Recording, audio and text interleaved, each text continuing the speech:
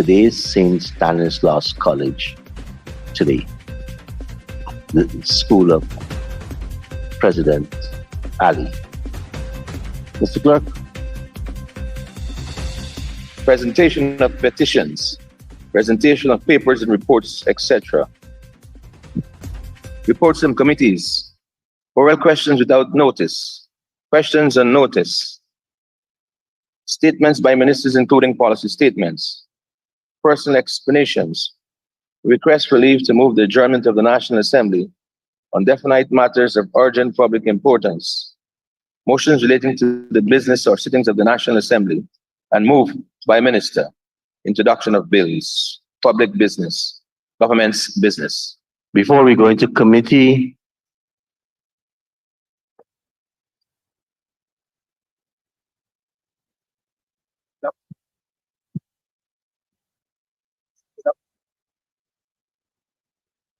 Introduction of bills.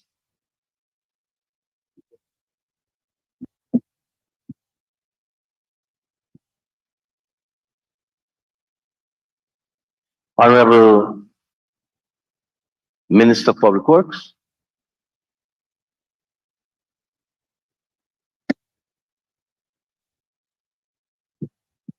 Mr. Speaker, I present to the Assembly the Civil Aviation Amendment Bill 2024, Bill number 3 of 2024, a bill intituled an act to amend the Civil Aviation Act of 2018, and I move that the bill be read the first time. Thank you, Minister. Let the bill be read the first time.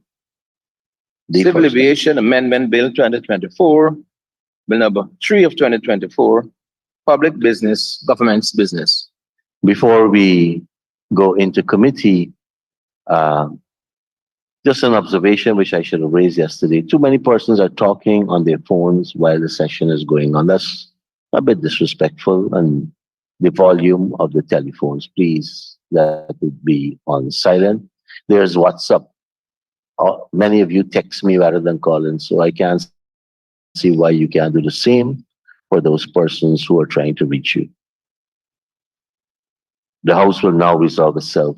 And before, I see the Honorable Member, Ms. Philadelphia, giving you a lot of time, and if by the time I'm ready for the suspension at lunch, I'll be calling on you to make good on the comment you made with respect to the Honorable Minister of Education.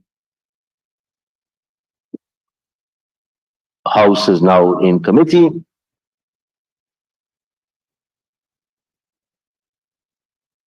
And I invite the Honorable Member, Minister of Education, Priya Manikchan, and her team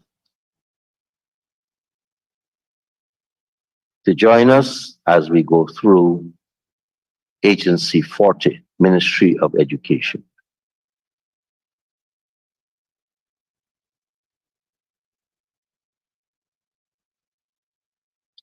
You were talking to the image.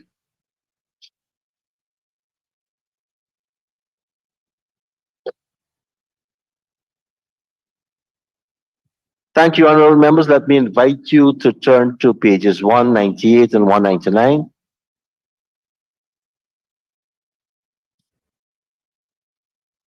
And I propose the question that the sum stated for Agency 40, Ministry of Education,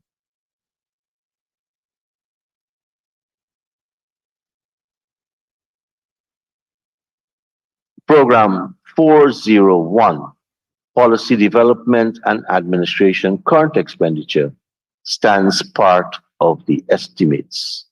The Honorable Member, Ms. McDonald.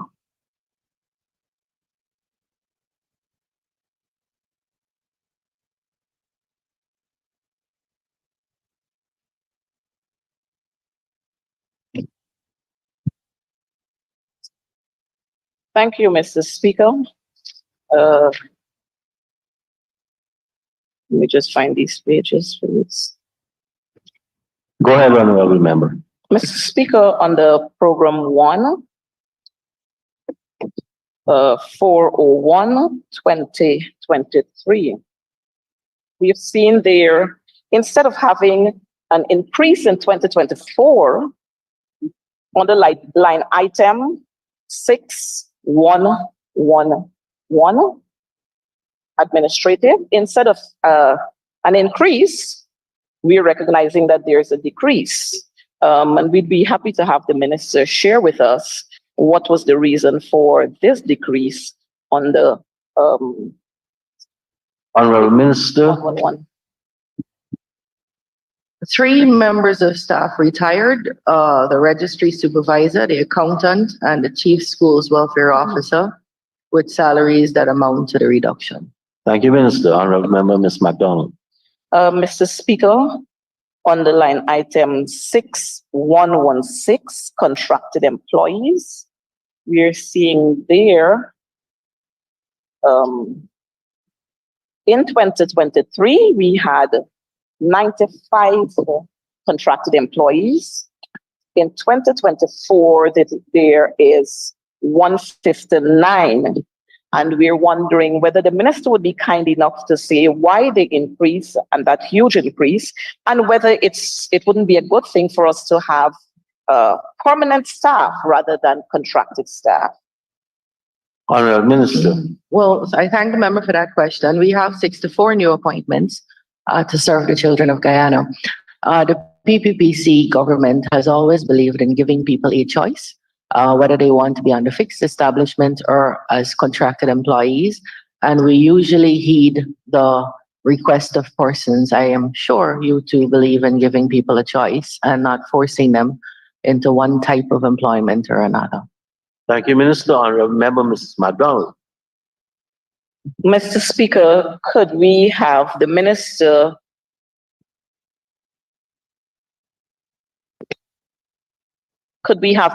share with us the ranges of those employees that are now contracted? Honorable Minister. Thank you, sir. We have 3 accounts clerk, 16 clerk generals, 18 field monitors, 3 typist clerks, 2 cleaners, 2 office assistants, 2 personal officer, 1 coordinator of the migrant unit, 1 data processing officer, 1 deputy chief education officer, 1 driver, 1 engineer, 1 chauffeur, 1 chief quality assurance officer, 1 handyman, 1 liaison officer, 1 admin officer. Thank you, Minister. Honorable Member. Mr. Chair, thank the minister for that. On the line heading 6284 other, we have seen that in 2023, there was a 166,936, and in 2024, there's a 28000, and we're talking millions here.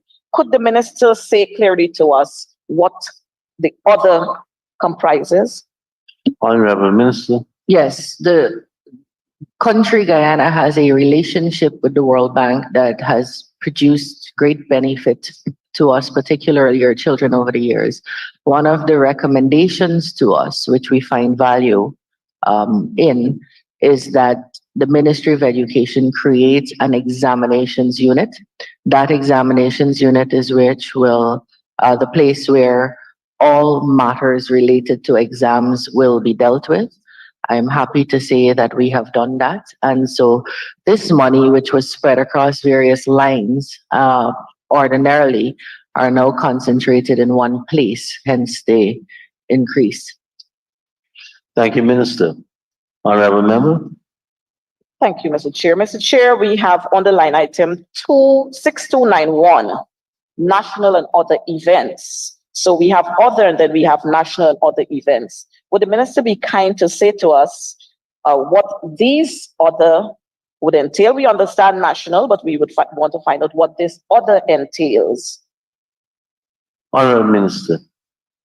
This is where it is under this line that we would do things such as host the Caribbean Examinations Council when they choose our beautiful Guyana as their destination for regional awards.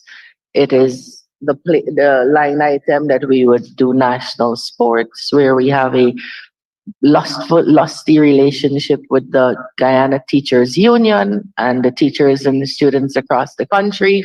It is the line item where we would cater for things like International Women's Day, where we'll celebrate the women in the ministry, the backbone of education across this land, things like that. Thank you, Minister. Honorable Member. Thank you, Mr. Speaker. Mr. Speaker, we look at line item 6301, and we're talking here education subvention and grants. Could the minister clearly say to us the institutions that will benefit on this heading? Honorable Minister.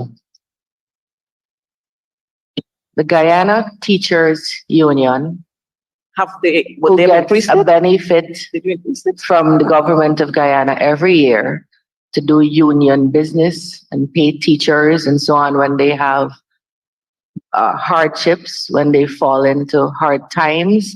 I'm sure they'll be coming to you looking for some of that. CXC subsidies, National Accreditation Council. That's it. Thank you, Minister. Honorable Member. So when teachers fall into hardship, sir, the government helps through the union by this subvention. So I would invite teachers to visit their union for that help. Thank you, Minister. Honorable Mr. Member. Chairman, let me quickly correct the minister's inaccuracy that the monies that you said. Honorable Member, let me just correct you. If you're going to correct the minister for inaccuracies you're imputing, if you have information that refutes, you can say you have that and lay it over, right? But if you're going to accuse the minister of inaccuracies and you want to correct, I won't allow that. Thank you, Mr. Chair. I'm guided, but we just want to know that GTU doesn't pay monies for hardship that falls under the line item that the minister is talking about. And so we move on, Mr. Chair. We move on to line item 6114. In 2023, we recognize that there was a 121 or 121 staff members, but in 2024, we have 99. And if we're talking expanding and we're talking about all the services we want to render, we would like to find out why there's this decrease. Honorable Minister.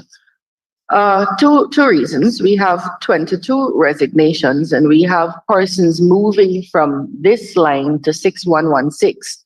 So that catered for the increase that the honorable member asked for earlier. That's the answer, sir. Thank you, Minister. Honorable Member. Honorable Member, Mr. Ramsrup. Honorable Member, Mr. Victory. Thank you, Common Chair. Common Chair, under 6242, maintenance of building. Common Chair, I see that there's a consistent on the budget 2023 and the revised in 23, 39 million were spent. And in 2024, I saw in the 39, there's an increase of 500,000. Can Honorable Minister say if this maintenance are fixed or this additional building that will be maintained? Could the honorable member kindly ask me again? Honorable Member. I'm saying that there's if you look at 6242, there's $39 million budgeted for 2023. It was used up. And you also budget again in 2024 for 39,500,000. I mean, if you maintain something, that it should be fixed. So I'm asking if there's additional maintenance or is the same maintenance you did last year? It's continuous maintenance. We have beautiful wooden buildings matching the city of Georgetown, the architecture of the city of Georgetown. So every year we have maintenance of floorboards, thing on the wall, a roof, a ceiling, continuous maintenance. Thank you. Honorable Member, Mr. Mahipal. Thank you, Comrade Chairman. Comrade Chairman, I listened to the Honorable Minister keenly in her explanation for 6301, which caters for the Caribbean Examination Council, the Guyana Teachers Union, and the National Accreditation Council. And the minister was kind enough to say that the subvention to the Guyana Teachers Union which is $5 million, and which was $5 million last year, and which was $5 million the year before also. And she explained nicely, sir, that it caters for teachers to seek help and to provide in times of hardship and so on. Sir, we have a significant increase in our teaching population. And would the minister agree or explain why the sum remained the same, and if there can be a consideration for an increase from that $5 million to address the many concerns teachers may have? Thank you, sir. Thank you very much, Honorable Minister. Well, thank you for your interest in teachers. It matches ours. But this is not the only place we provide for teachers' welfare. In fact, a significant portion of teachers have asked us not to attach their welfare to the Guyana Teachers Union because they're either not members or the benefits that they get are sporadic, absent, or biased. And that has been publicly said. So this 5 million is not the only thing we give to teachers. In fact, the Chief Education Officer published a letter the last 48 hours detailing 28 actions taken over the last 2 years that are aimed specifically at improving the welfare of teachers. The Guyana Teachers Union, the teaching service in Guyana is over 13,000 teachers. The union does not enjoy the membership of 13,000 persons, and at their last election had under 4,000 persons voting and present. So it may indicate to you why it's not a sensible plan to invest all that we have for teachers in one body whose leadership has come under question by its membership. Honorable Minister, you may need to withdraw because. Thank you, Mr. Speaker. I was just going to ask. Yes, that part, last part. You've been going good so far. Good start. No? Minister? I asked you to withdraw the imputation of in the last statement which imputes. Because we can identify the person. Remember that piece of legal principle I read a few days ago? I haven't seen, there have been public commentary on this matter, sir, and I haven't seen a refuting from the body that I spoke of. But I have seen. Out of respect. Honorable Minister, please. But I've seen in our standing orders, and I have before me even the British rules with respect to the particular issue we're dealing with, which I'll read later on. Withdrawn, sir. Thank you very much. Thank you, Mr. Chair, because I would have asked that the member provide the information later over in this house. Mr. Speaker, we look at the same line item. If that would clarify it, sir, I'd be happy. Honorable Minister, please. Please. Really, when someone is speaking, you have to raise on a point of order. Not just when you feel like talking. On a point of order, which I have been applying to everyone in this house, and you're no exception. Honorable Member, Ms. McDonald. Thank you, sir. On the line item 3601 again, education, subventions, and grants. I recognize too that there is the Critchlow Labour College. Would the minister be kind to share with us, because there's a sum allocated there for the Critchlow Labour College, whether the Critchlow Labour College will be receiving their subvention this year, and if that is so, whether we could ask them to apply for their subventions that they did not get last year. Honorable Minister. Wrong line item, sir. Thank you very much. Honorable Member, Ms. McDonald.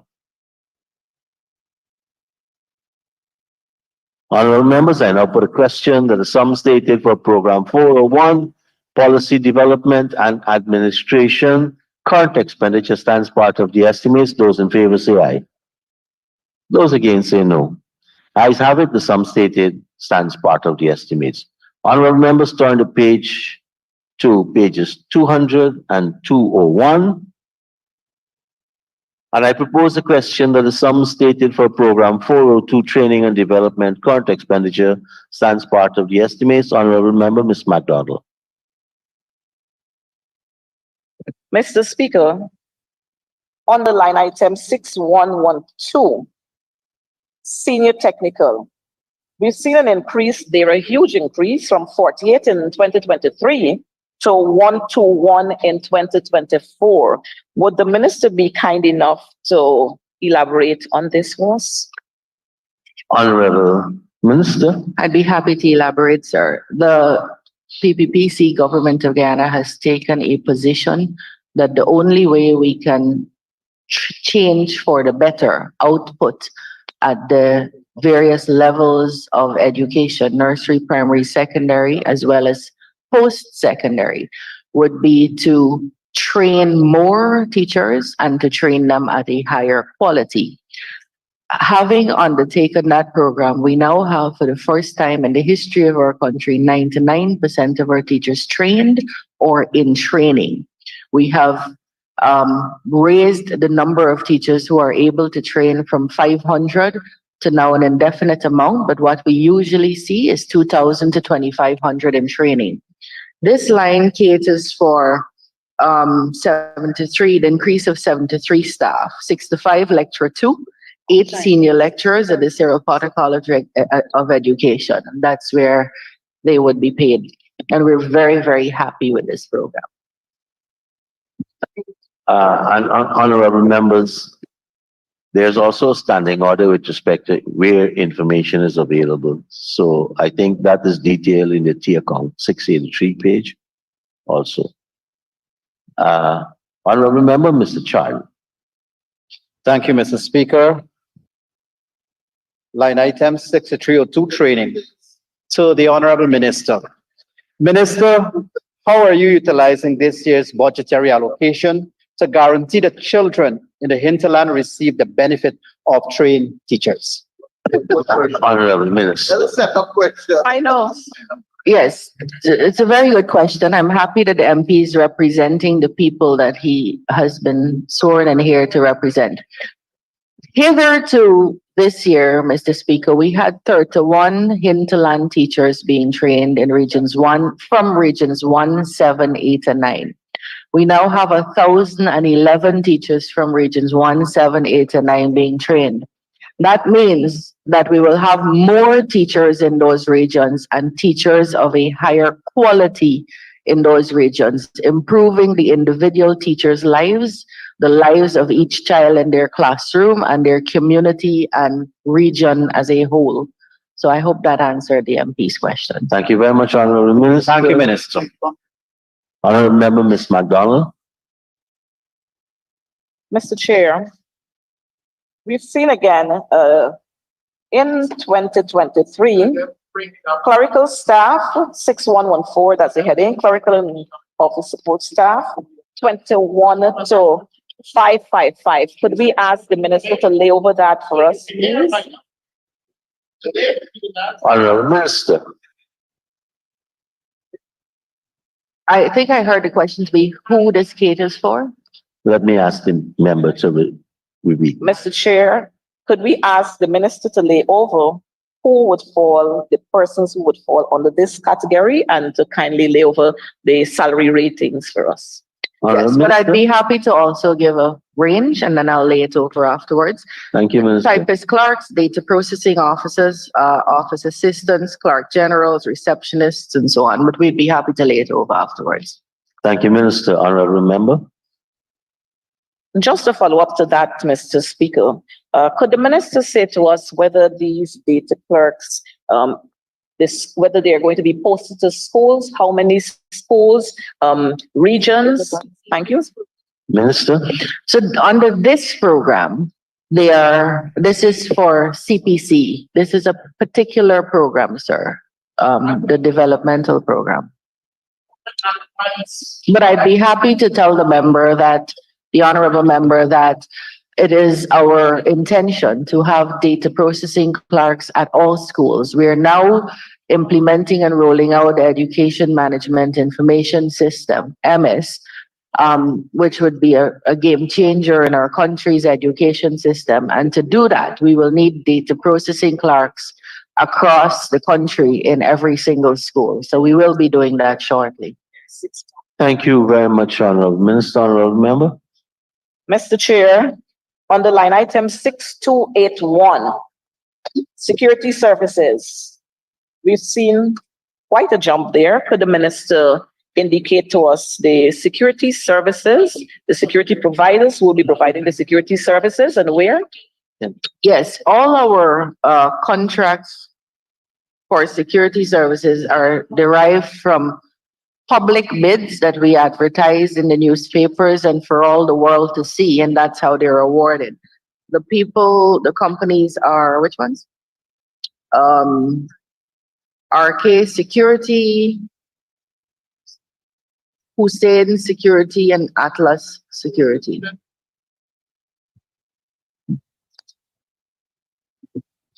Thank you, Minister. Honorable Member, Mr. Mahipal. And then we have Mr. Cox after. Thank you, sir. Just one question here. I see under 6301, there is the subvention to Cyril Potter College of Education stipends. And I see a reduction to 1.905 million from what was last year, 2.379 million. Would the Honorable Minister please explain why the reduction? Thank you, Honorable Minister.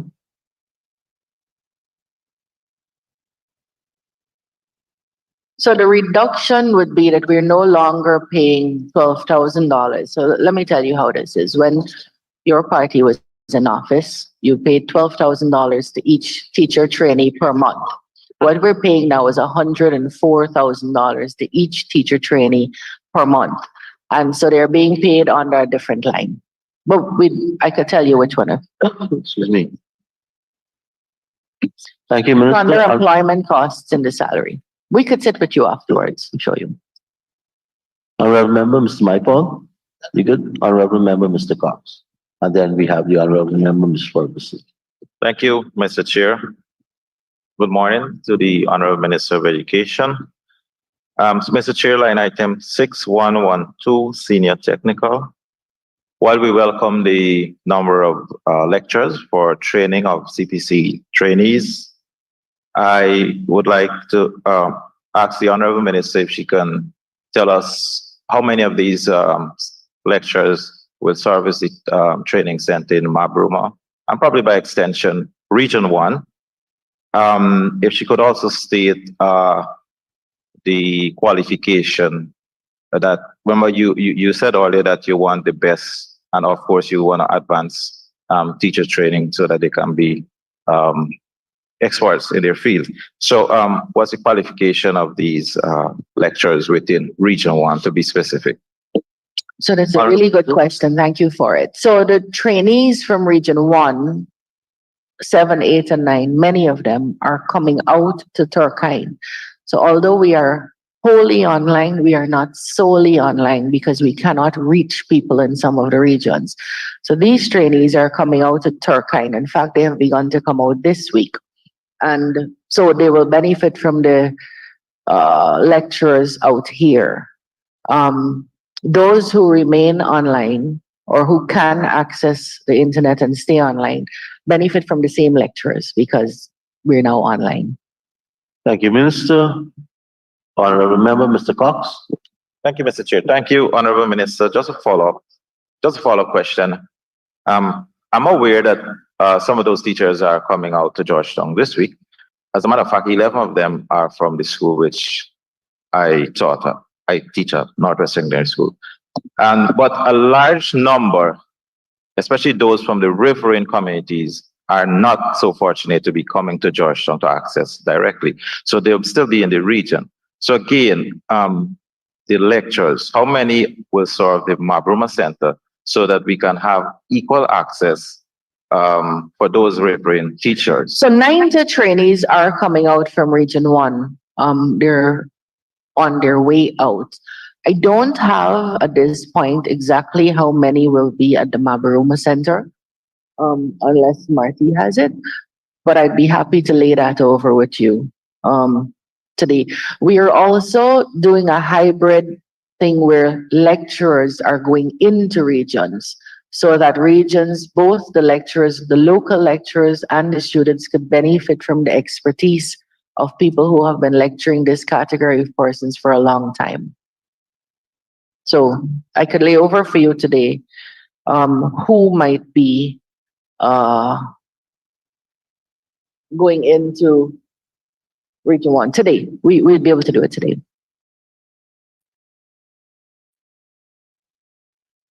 Thank you, Minister. Honorable Member, Ms. Ferguson.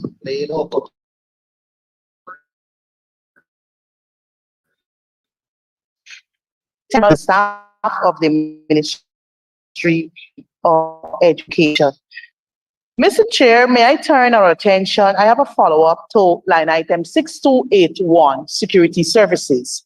I heard the honorable member mention the two firms that are providing services, or three, to the ministry. I think Ake Security Service and Hussein Security Service. I didn't hear the other one. But what I would like the honorable minister to provide this committee of supply with is the period or the date in which Hussein's security service was established, because I know RK has been around a very long time. So if she can provide us with that information, I'll be more than grateful. Thank you. Honorable Minister, we will be more than grateful. So two things. One, it's Hussein's, RK, and Atlas. And Atlas. I don't know. You seem to know them better than me. But we don't know when Hussein's was established. I'm looking at our procurement head to see if he knows that. He doesn't know when they were established. You know that? But Minister, remember that to you. But I'm also saying, honorable member, that these awards were made pursuant to public tender. We went out and we said, hear ye, all the world, who wants to work with us as security? Please tell us whether you can do this, for what price. And then the National Procurement and Tender Administration Board said, these are the most responsive people at the best prices, which is how it's done. Thank you, Minister. Honorable Member, Ms. Ferguson. Thank you very much, Mr. Chair, and I thank the honorable member for her response, and I look forward to the promised information. But can the honorable member say whether the sums being sought would be sufficient and we wouldn't see you coming back with a supplementary later in the year for additional sums because of change in rates per hour? Or change the form? Thank you. So, Your Honor, when we come here, we believe that it's sufficient. But I would say that security of the ministry's buildings, security of schools should be given all that they need. And if we have to come back, I'm sure you'll support it. Thank you very much, Minister. Honorable Member, Ms. Ferguson. Thank you very much, Mr. Chair. Mr. Chair, can the honorable member provide to this committee the period or the contracted period for the security firms that are currently providing the services at the Ministry of Education? Thank you. Honorable It Minister. would be for 1 year, one calendar year at this point. Honorable Member, Ms. Mr. Ferguson. Chair, I mean, one calendar year is not a period. If she says to me from January 2024 to January 2025, that is a period. Thank you. Honorable Minister of Education, seems that you ought to be the authority and the definition of a period. Yeah, sir, I think my learned friend obviously has a reason she needs this information, and just to be, not to mislead this house, could I lay that over? Because I don't know if it's February 1st or February 3rd or midnight on the 4th. I don't know, but we could lay it over for you. Honorable Member, Mr. Figueroa. Thank you, Current Chair. Line item 6302, training. Honorable Minister. 6302, training. Minister, you would have indicated that the ministry has seen a significant increase in trained teachers, which is indeed commendable. But with regards to this very line item, and with the use of AI, artificial intelligence has created a plethora of opportunities to enhance learning.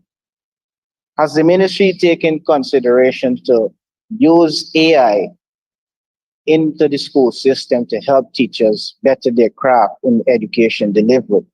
And would this cater for that? So Honorable Minister. it's a beautiful question. I don't think we could escape AI integrated into education, given the direction and trajectory of the world. How we do that to maximize results and to even as we teach our children about plagiarism and how that would not inure to their benefit, is something that many of us are studying across the region. What we have done is expanded our ICT access across schools. So now all our secondary schools have a computer lab. All our primary schools are going, most of our primary schools are outfitted with computer labs. We're even actually moving to the point where we have more than 60% of our secondary schools with smart classrooms. And we're moving to the point where we want to have smart schools where every classroom is connected. That is going to be a beautiful Guyana that will have to, and we don't have to do it one or the other. We can do it simultaneously as we study how we incorporate AI into education, which is not something we'd be able to stop anyway, given the trajectory of the world and AI. How do we build out the infrastructure so that people could use that constructively? That's the undertaking. Thank you. Thank you, Minister. Honorable Member, Mr. Figueroa. Thank you. And I appreciate the response. And COVID had presented many disadvantages, but also advantages, especially in the education sector. More teachers were exposed to using IT, information technology, to teach.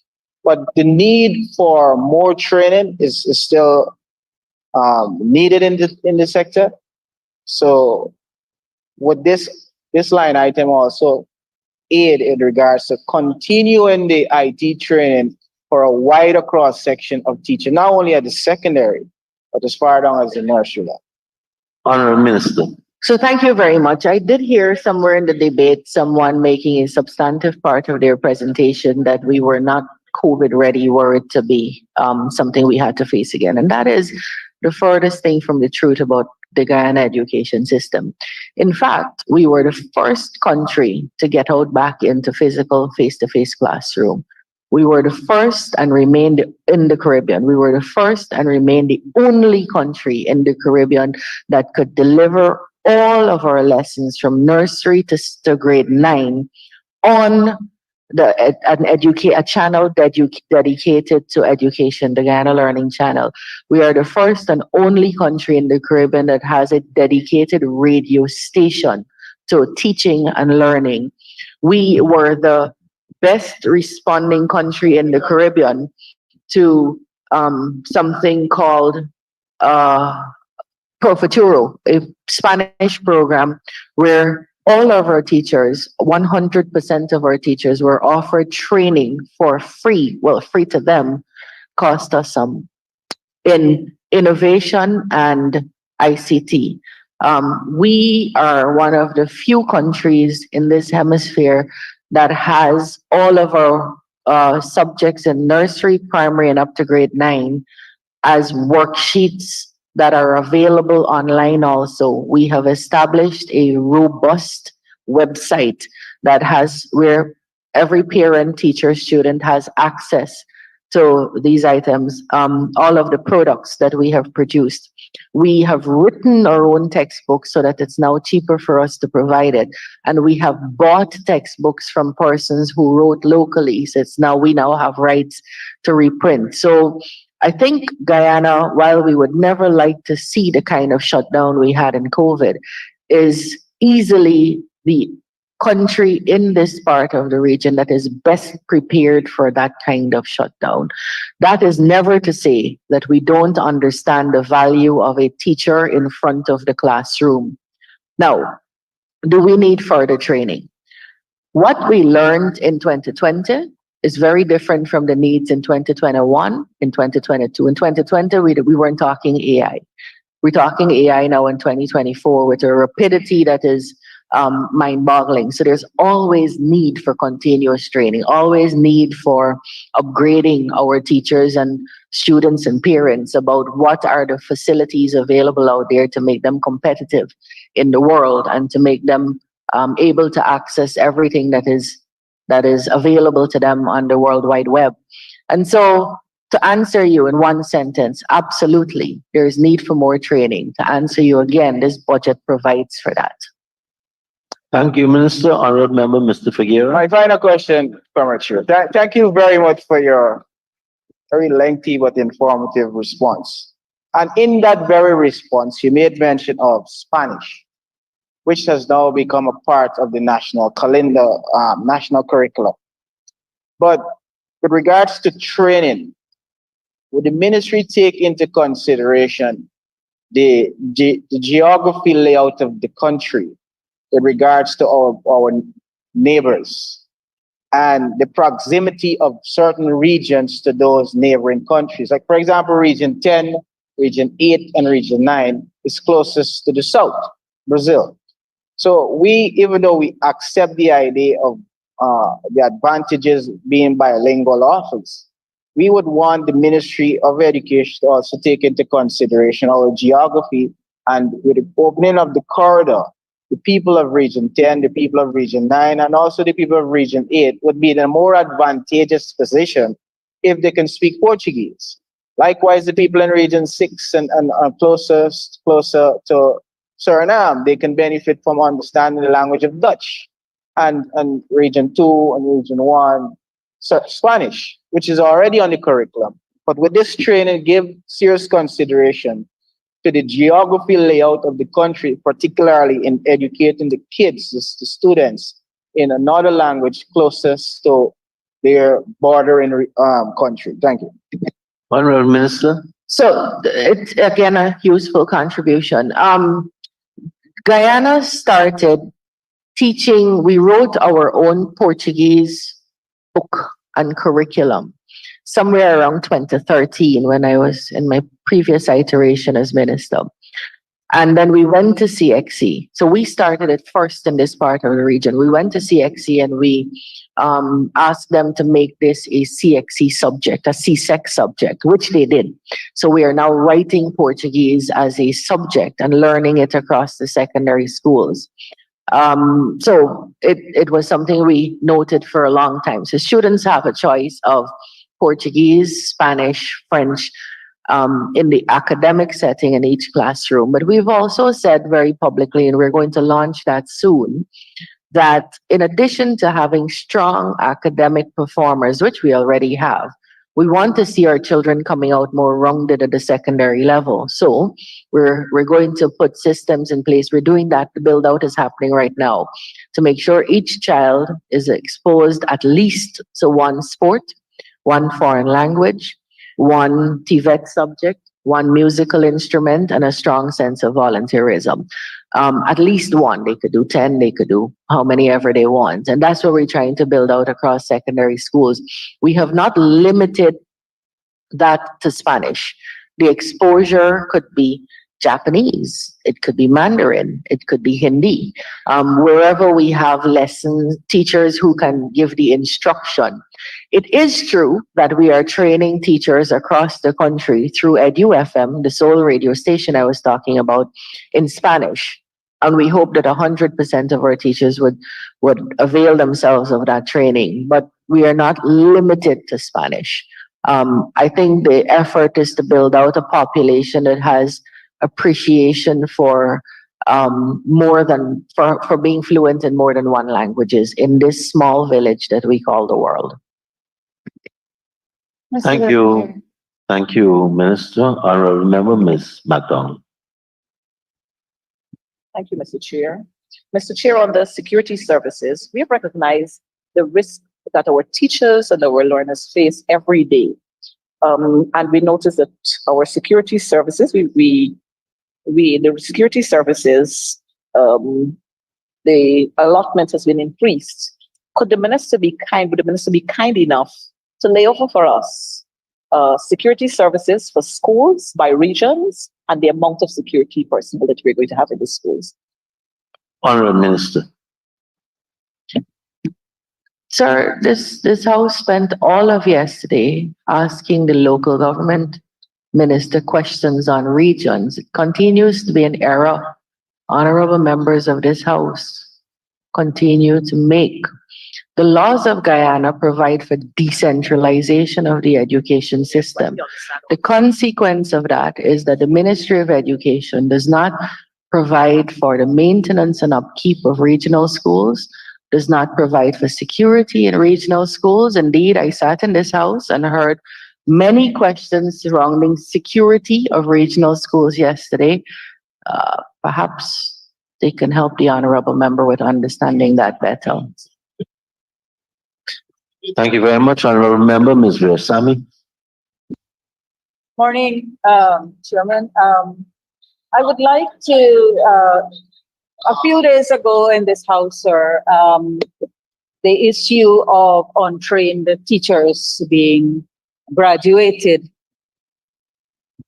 I would like the minister to provide some clarity on this, because this information that is out there is misleading the public.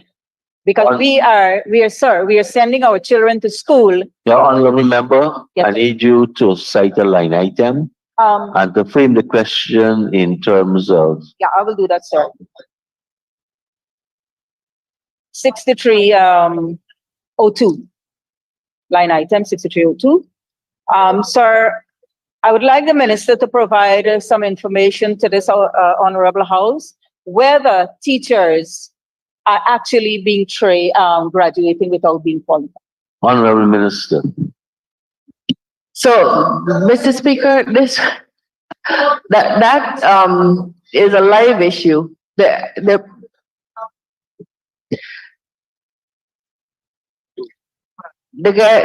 Cyril Potter College of Education is an institution of great repute. In fact, all over the Caribbean, all over the world you go, you can find Guyanese teachers who are hailed up for being excellent educators.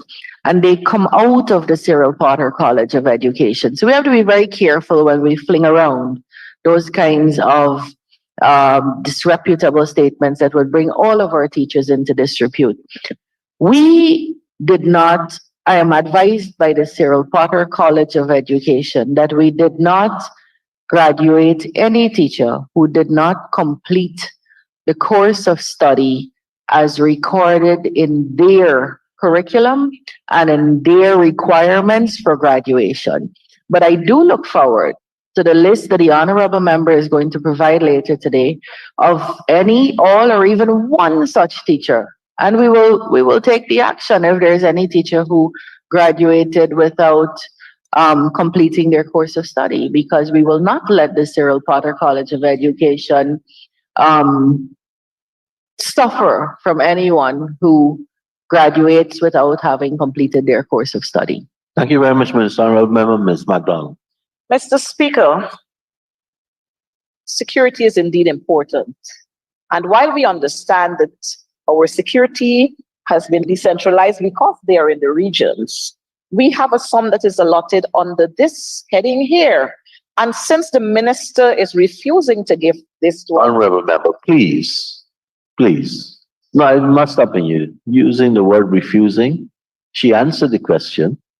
So you can't say she refused. Mr. Speaker, I asked the questions, and I asked that the honorable minister lay over that information for us.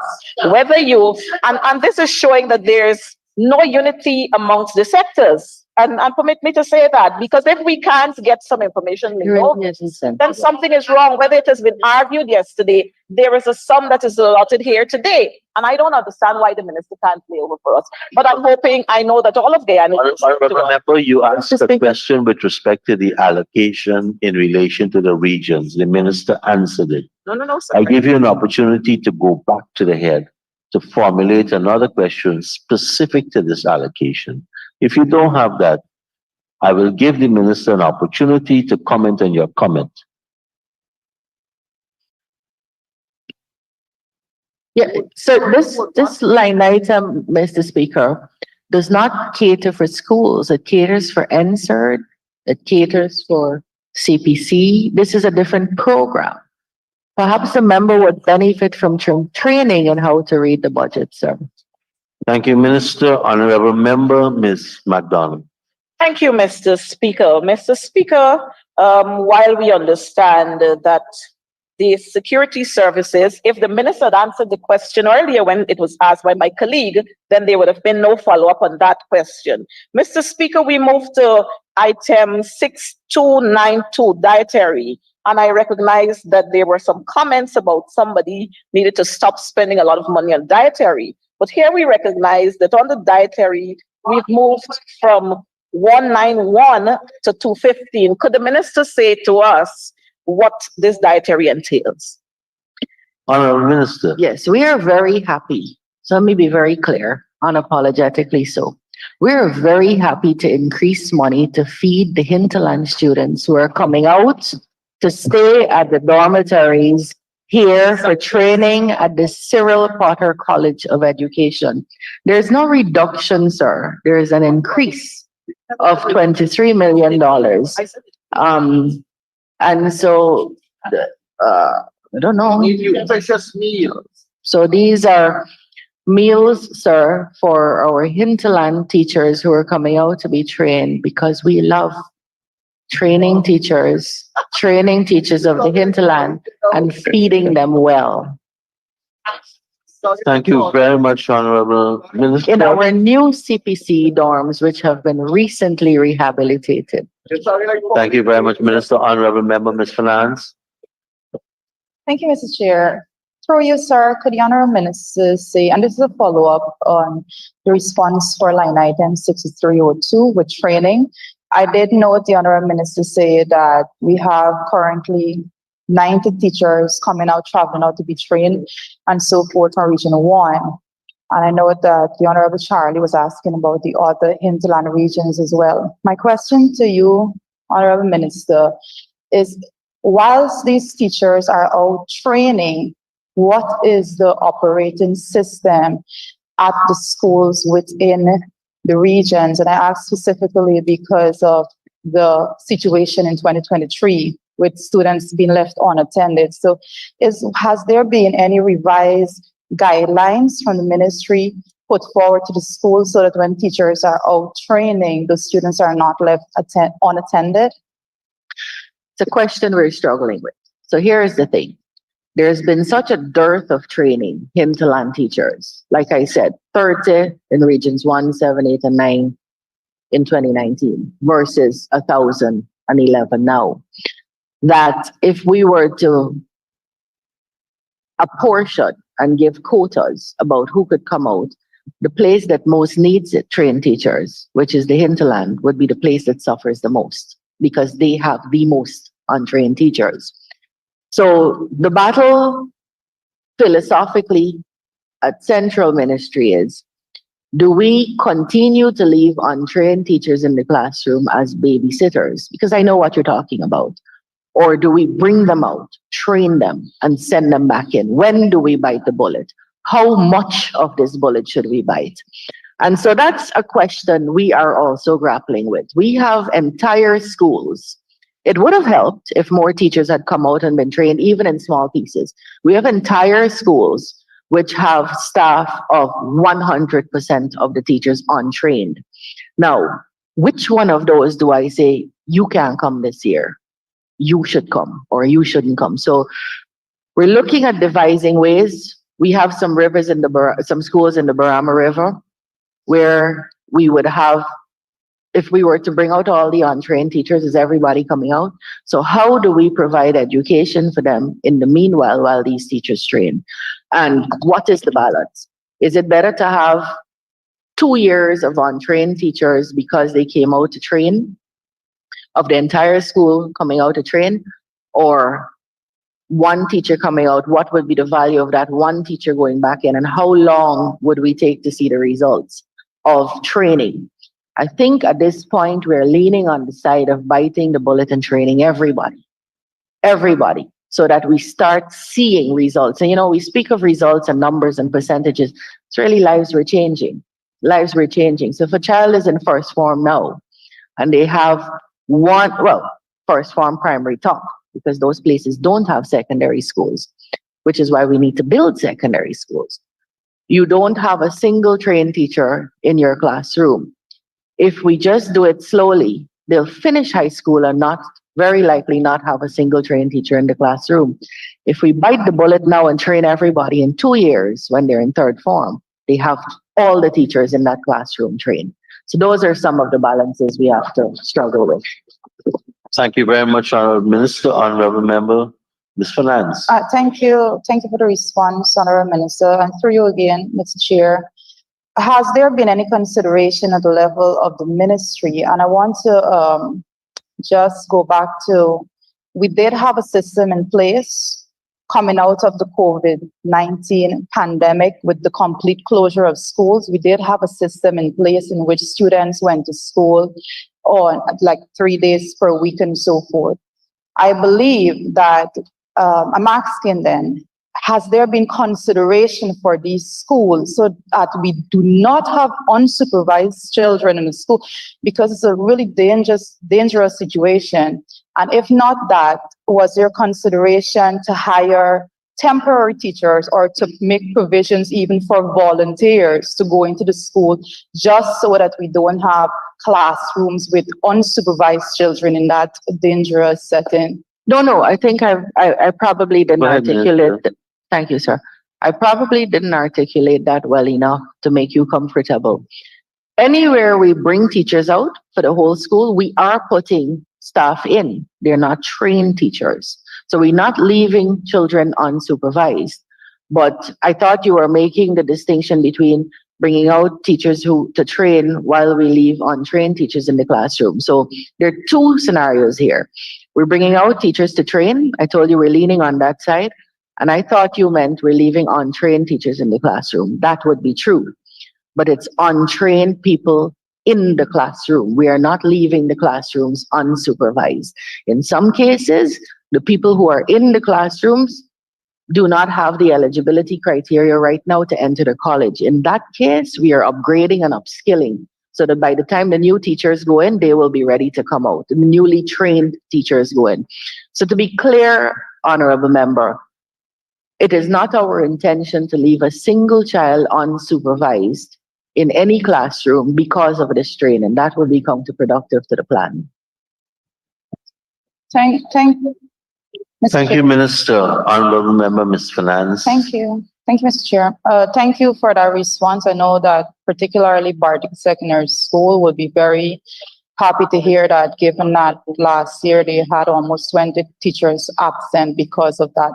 And Honorable Minister, on the same line item, could you say what is the policy right now as it pertains to when these newly trained teachers are trained, whether or not they have to reapply to be teachers, and in the interim, how are they being paid? Honorable Minister. No, sir. No, Honorable Member. So we need to be a little bit clearer at the ministry, and you're going to see us doing that over the next couple of days. Teachers are in the system as TQM, TUM, and they're getting a salary. So there's no cessation of the salary when they're trained.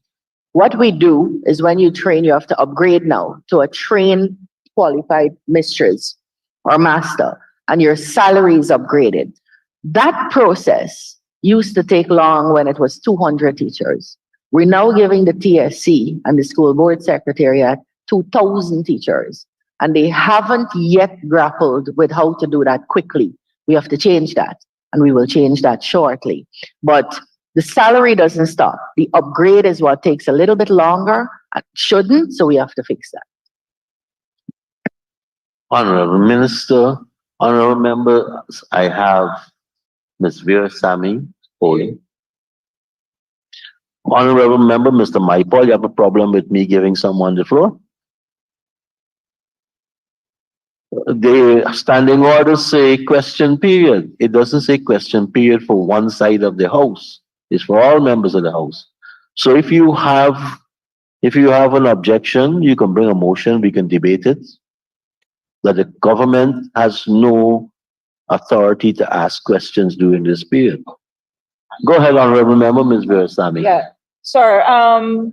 Education is very, very important to me. I must clarify that because when I passed common entrance, my time, sir, when I passed common entrance, there was no school available for me, although I had a qualifying mark.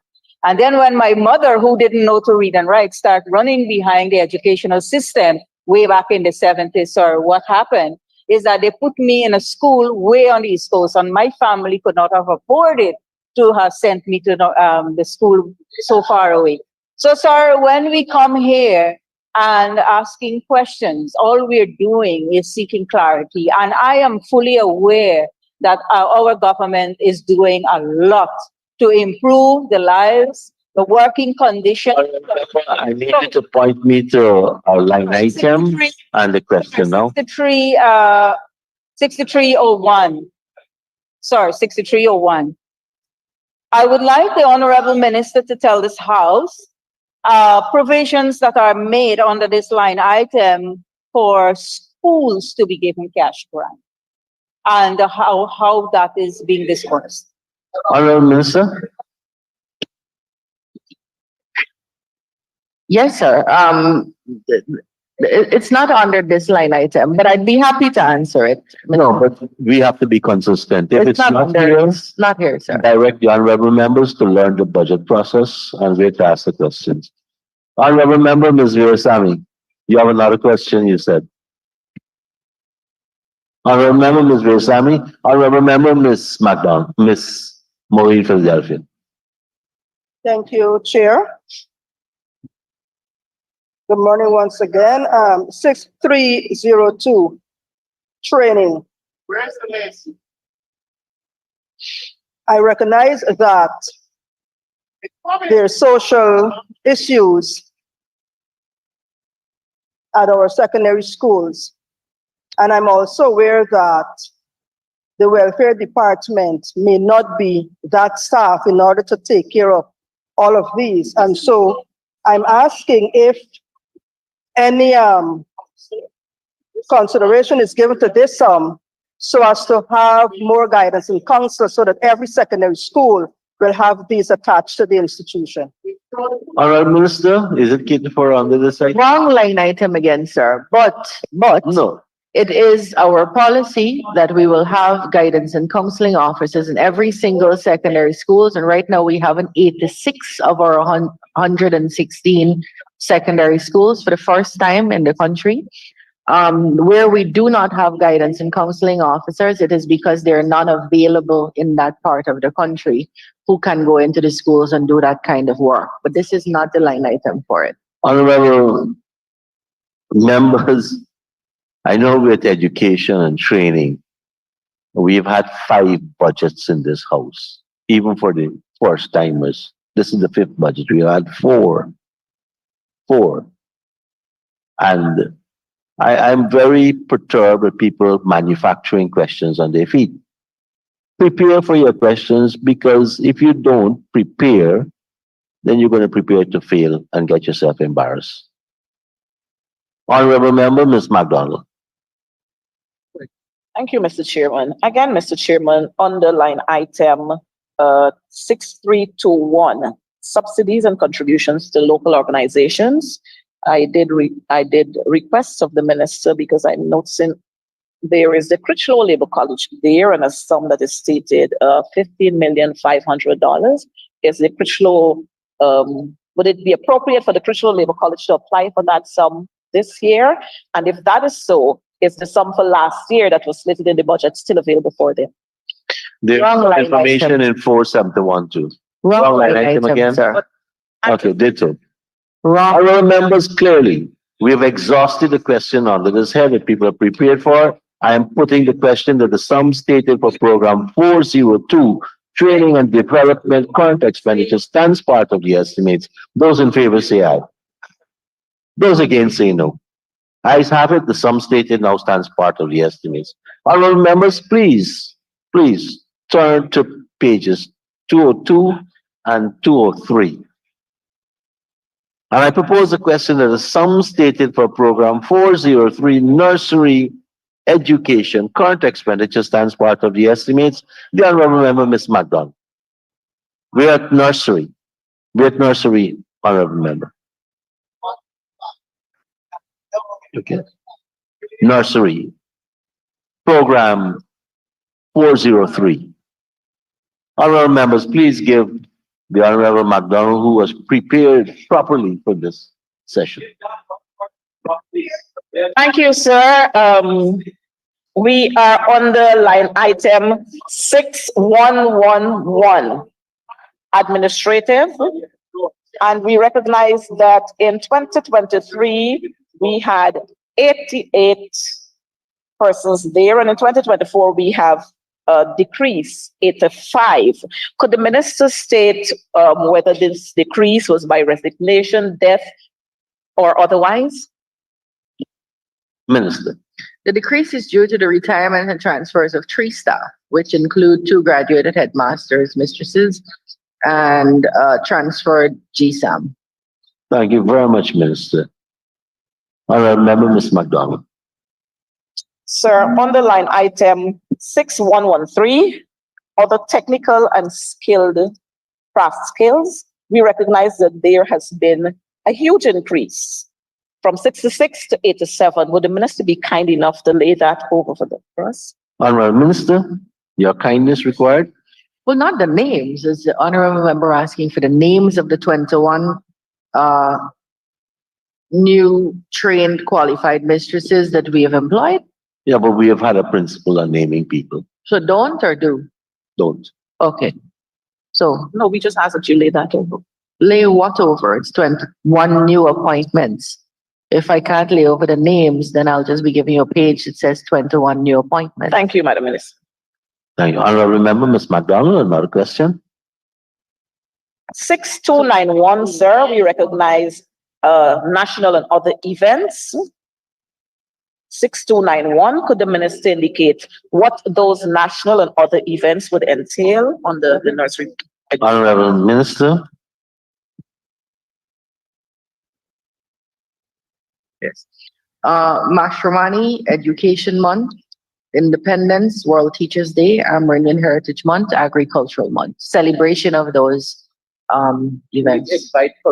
Thank you very much, Minister. Honorable member. Mr. Chair, so it means that we are going to, could the minister say to us whether we're going to have separate events for, especially World Teachers Day, for nursery, primary, or is it going to be a combined effort? Honorable Minister. Benefits from program budgeting. So it doesn't mean it's separate events. It means it appears on a separate page in the budget book. And it's a, but the nursery school and the primary school in the same compound could have the same event, but it's catered for budgetarily under another program.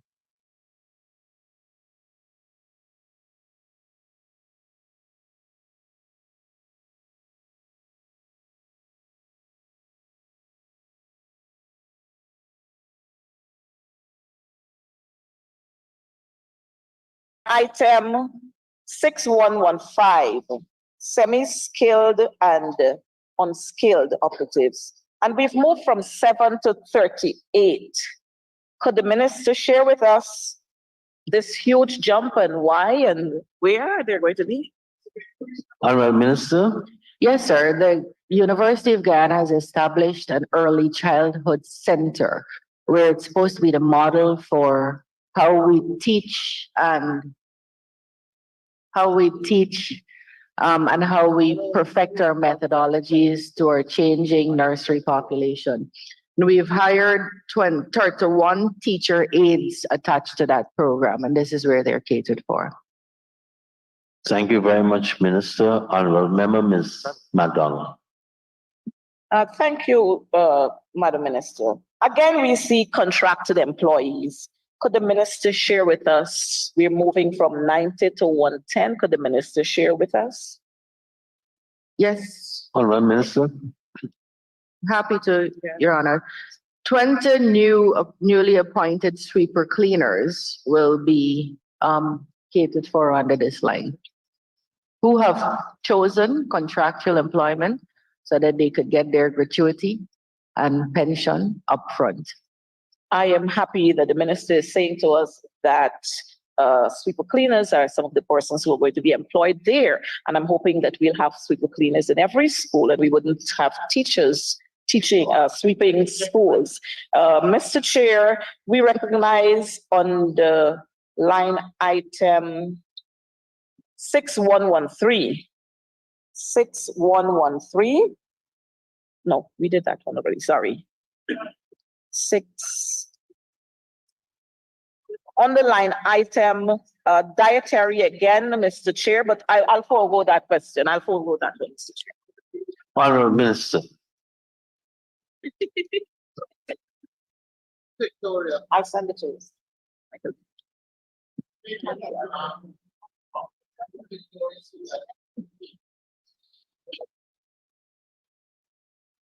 Honorable Member, Ms. Ferguson. Thank you very much, Mr. Chair. Mr. Chair, if I can turn the committee attention to line item 6243, janitorial and cleaning supplies. For 2022, honorable member, we had a budgeted sum of 14.5 million. And then there's a revised sum of some 34.15 million. So can you explain the reason for the increase, the revised amount in 2023? And then in 2024, you have a minute figure here of 1.182 million. Do you think that this 1.182 million is sufficient for 2024? Absolutely not. Honorable Not Minister. sufficient. Thank you, sir. But what happened is before we catered for a centralized distribution of janitorial and cleaning and so on. So we bought centrally the Dettol and the bleach and the soap powder and so. The teachers said to us that that wasn't satisfactory. They wanted some say in what they purchased, in what quantity, and what brands and so on. So they wanted some autonomy in how they prepared their classrooms: chalk, cardboard, teaching aids, staple machine, paste, glue, scissors, and so. So what we decided to do for our teachers is to give them a grant to purchase their own material. And so where before janitorial was here, it is now under the school grant. So that's why there's a reduction here and an increase in the school grant line. It's under 6301. Thank you, Minister. Honorable Member, Mr. McDonald. Sorry. Go ahead, Honorable Member. Honorable Member, Ms. Ferguson, you have a follow-up? No. Honorable Member, Ms. McDonald.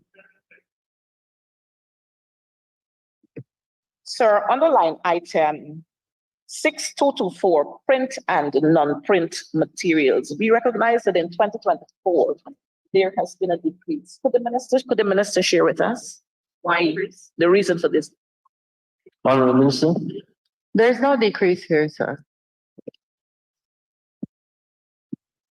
Thank you, Minister. Honorable Member. Did the honorable member say 6224? Mr. Chair. There's no decrease here, sir. Mr. Chair, there's been an increase there. Could the minister share with us what this increase entails and where are we going to have these increases going? Honourable Minister, for the princely increase of $379,000, what is that? So workbooks for the early childhood learners, sir. Honourable Member Ms. McDonald. Thank you, Mr. Chair. Workbook for early learners. Could the minister state for us whether these learners, whether the schools have been they've been equally distributed across the schools, or we're going to have some in this region, some in that region, and then another region will have just a few? Honourable Minister. So the effort, Mr. Speaker, is to have a distribution system that is managed efficiently to make sure there's equity and equality. We're dealing with human beings, and so sometimes there are errors in that regard. But what happened with the early childhood learners is we discovered the private schools were using programs like Abeka and Jolly Phonics and getting remarkable success in these areas of literacy and numeracy.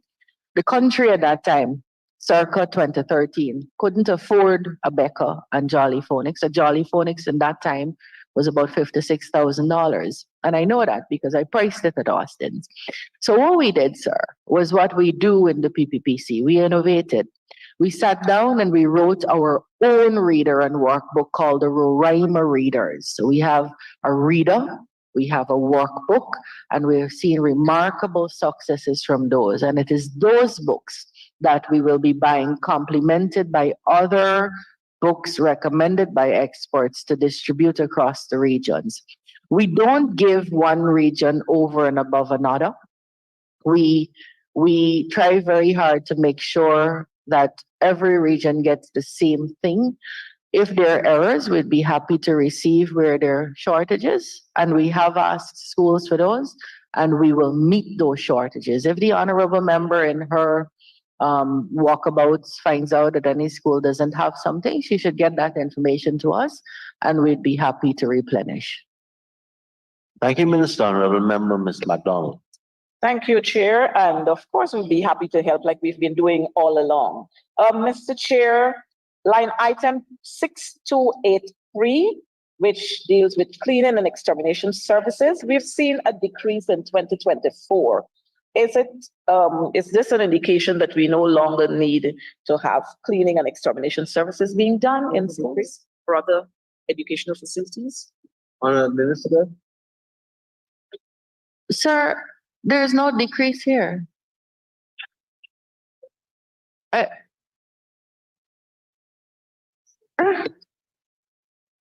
Line item 6283.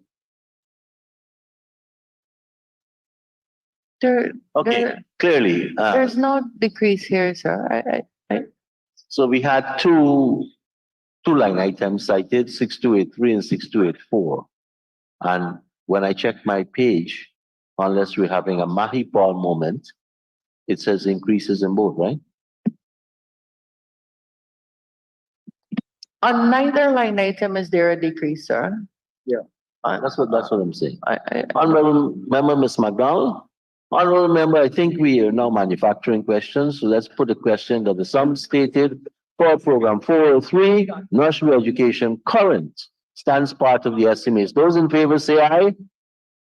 Those against say no. Ayes have it. Sum stated now stands part of the questions. Honourable members, I personally feel embarrassed with some of the questions. Personally. Honourable members, I now ask you to turn the page to pages 204 and 205.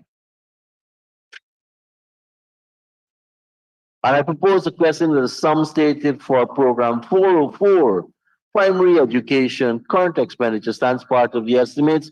The Honourable Member, Ms. McDonald. Sir, I'm sorry for misleading the House, but I turned the No, I don't think you're misleading. Doing a little bit. No, I'm sorry, because I'm looking at 96. Challenge with our glasses happens to us. Sir, sorry that I'm misleading the House. I was looking at the 6283 on the primary where we have 96 and 93. That was. So we're now at primary So education. we're now at primary. That's why I'm saying I'm sorry that I'm. Honourable Minister, thank you for the apology. So, Mr. Chair, I asked the same question. Why do we have a decrease on the line item 6283, primary education?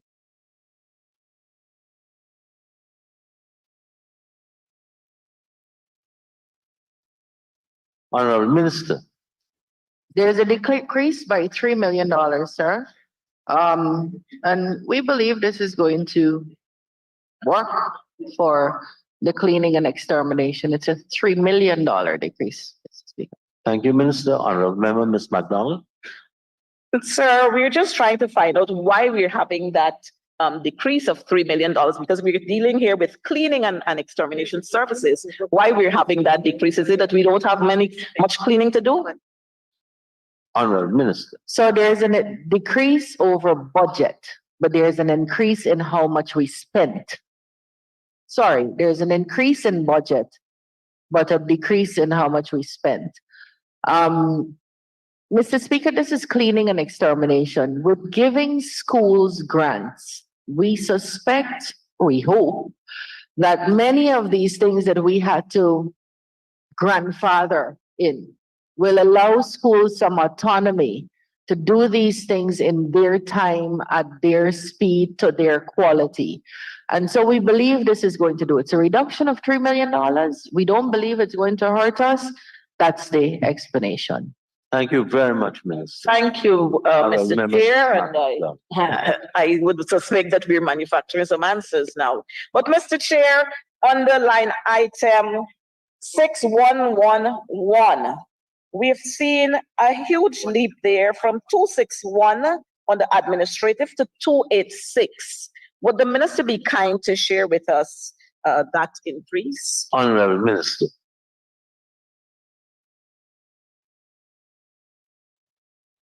Yeah. We've had 25 senior promotions and upgrades. 25 promotions and upgrades, sorry, which include 4 SAMs, 4 deputy heads, 1 graduate SAM, 1 head, 13 GSAMs. Thank you, Minister. Honorable Member, Ms. MacDonald. Thank you, Mr. Chair. Mr. Chair, we've also recognized that on the line item 6113, there has been a decrease. 6113, not 6113, 6112, senior technical from 298 to 240. Could the minister be kind enough to state the positions that we no longer have there and why we're having the decreases? Thank you. Honorable Minister. Happily, sir. There are 58 transfers, and that would account for the decrease. I could. Thank you very much, Minister. Honorable Member, Ms. MacDonald. Sir, could the minister state for us the transfers that we're having? What are the categories that we would have had those transfers? I think I should have been clearer. Transfers to promotion. So these are 58 gynaes who are doing better professionally and in their pockets.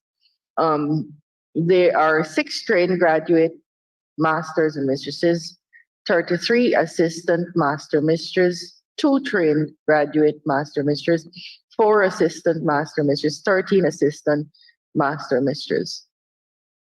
Thank you very much, Used to Minister. be under 6111. Honorable Member, Ms. Ferguson. Thank you very much, Mr. Chair. Mr. Chair, may I turn the committee's attention to line item 6222, field materials and supplies. We had an appropriation of 123 million for 2023. And I know that the ministry came back for a supplementary provision of 345 plus million. But if we're to look in the revised column of 2023, we're seeing here 468 million and change. Perhaps the honorable member can explain to the committee where the difference came from, the variation between the sum that was actually approved by way of supplementary and the revised column for that period, 2023. Thank you. Honorable Minister. So you answered it yourself. You said it was a supplemental, but let me take you through this again. Teachers historically have been saying to us, we're not getting enough material to clean, to print, to decorate our classrooms, to teach. We would like more from you, whether you be the regional administration or central government. Last year, we came for a supplemental that went on the specific lines, nursery, primary, secondary, janitorial, print and non-print, and those kinds of things. Right, see, you have it.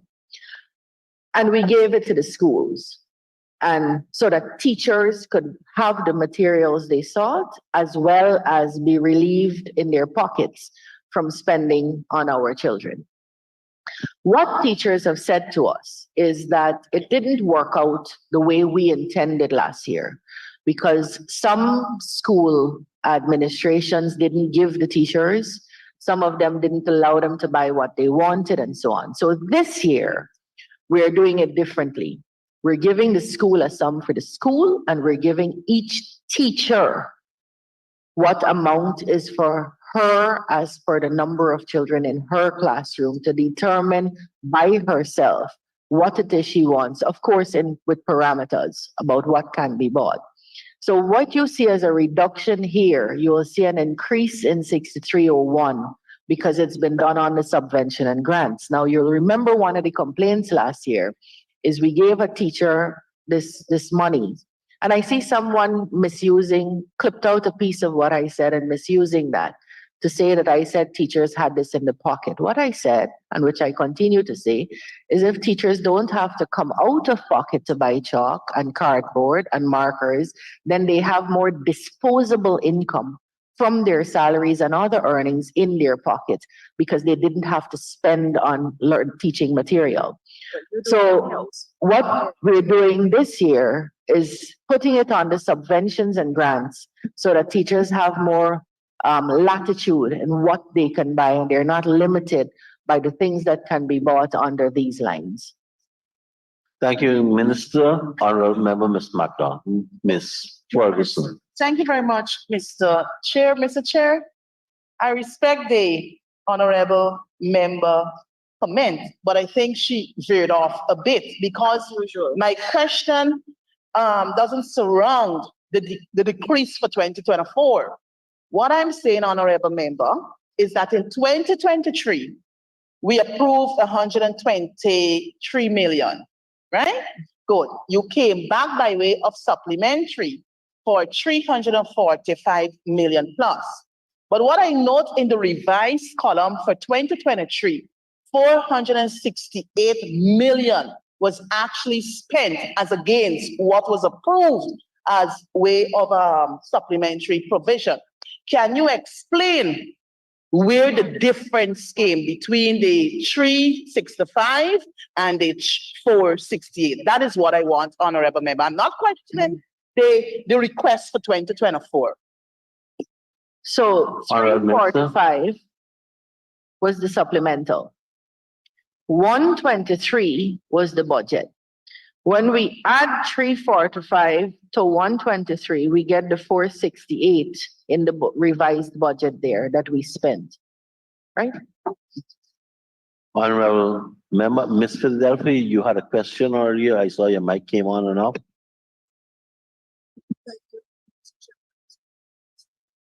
Oh, sorry. Honorable Member, Ms. MacDonald. Mr. Chair, on the line item 6255, maintenance of infrastructure.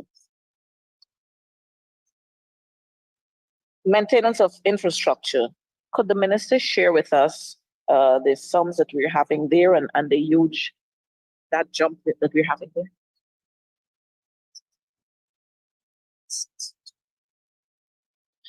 So this would be for weeding and cleaning at primary schools in the Georgetown district. And we have 28 primary schools in the Georgetown district. I could list them. Thank you. Enterprise Primary, Smith Memorial, Sophia, St. Stephen's, West Rumville, Thomas More, St. Angela's, Comenia, St. Sidwell's, Ketley, Graham's Hall, St. Pius, Stella Maris, Agricola, Bel Air, J.E. Burnham, Redeemer, South Rumville, Tuckville, St. Ambrose, St. Gabriel's, Winfrey Gardens, St. Margaret's, F.E. Pollard, Ramakrishna, North Georgetown, St. Anne's, David Rose, Special School, St. Agnes.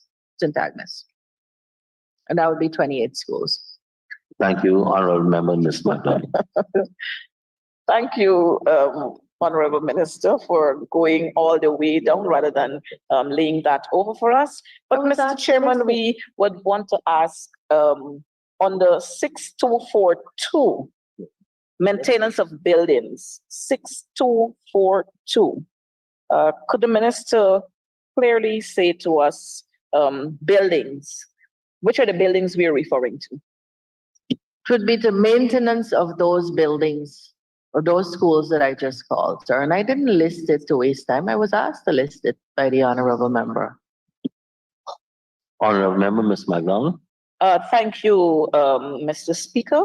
Mr. Speaker, I'm hoping that while we are looking at the maintenance of the buildings in Georgetown, that the minister would also collaborate with our colleagues to ensure that we don't have another St. John the Baptist that we had in Bartica just over a couple of days. I have no other questions, Mr. Speaker. Honorable Members, I now put a question that the sum stated for Program 404, Primary Education, current expenditure stands part of the estimates. Those in favor say aye. Those against say no.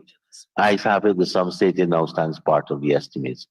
Honorable Members, just for my clarity, once you press the button, I notice you. I did forget Miss Philadelphia on the nursery part. So, you do capture my attention. I may miss one or two. Time management. Right now, we just have 2 minutes remaining on the original allocation for education of 1.5 hours. There were 55 minutes saved yesterday, the last evening, and the chief whip for the opposition has been consulting with me. He will allocate 30 minutes of that 55 more to education. So you will have 32 minutes to complete the whole section. I will take a break at 12:10 when the Honorable Member Siraj will continue the session until we finish education. And that will be finished at around 12:28 p.m. Honorable Members, I now put a question. Sorry, let me invite you to turn to pages 206 and 207. And I propose the question that the sum stated for Program 405, Secondary Education, current expenditure stands part of the estimates. Honorable Member, Ms. McDonald. Thank you, Mr. Chair. Mr. Chair, we have seen on the staffing details that we're having some increases on the staffing. Could the minister lay over for us, please? Staffing on the administrative, senior technical, other technical and skilled craft, and semi-skilled and unskilled. Could the minister lay over for us, please? Minister. So, Your Honor, you'd have to guide us here. We have like 4 to 6. If I were to lay over, it wouldn't be names. If we're complying with the order or the practice. Categories we're asking for. We ask for categories, Madam Minister. Honorable Minister. Yes, sir. We'd be happy to lay over the 4 to 6 to TQM. Thank you. But we really have to go paperless sooner rather than later. I agree. Honorable Member, Ms. McDonald. Thank you, sir. Sir, under the heading 6291, national and other events. I guess we'll hear the same things again, but we've seen some increases there. And so we'll be happy for the minister to share with us national and other events on the second. Honorable Minister. Sir, this is an increase by 337,000, but I'd be happy to do it. Costume competition, STEAM fair, education month activities, the Geoff Haynes debating competition, World Teachers Day, along those lines. Thank you, Minister. Honorable Member, Ms. McDonald. Honorable Member, Mr. Mahipal. Sir, thank you very much. Sir, 6301. Sir, I have noticed, and it has been like this for quite a number of years the inclusion of President's College and Queen's College in this sum for subvention. And I know that we have a number of secondary schools, several secondary schools across our country, and all are performing exceptionally well. Can the Honorable Minister explain why is it that President's College and Queen's College are the only two secondary schools considered here for subvention? Honorable Minister. Why? So when the President's College came about, sir, there was the President's College Act, which is a law in our country, and it catered for some sort of autonomous management, which we know happened. And then other schools that were run by boards started rising up because there's a benefit of schools being run by boards. In fact, we want all our secondary schools to be board schools. So historically, those two schools, I think UC might have been the first board school to come on and benefit from this subvention. And we never did any more. And I say we very loosely, transcending ministers and governments. The schools themselves would tell you, for example, Queen's College, that this subvention really only pays their salaries. We don't pay their salary. They have to get everything they need out of that subvention. And so the benefit of giving a subvention is in question now about whether the autonomy that was expected from it has been achieved. Some schools would argue no. Thank you, Minister. Honorable members, I now put a question. Honorable member, Ms. MacDonald.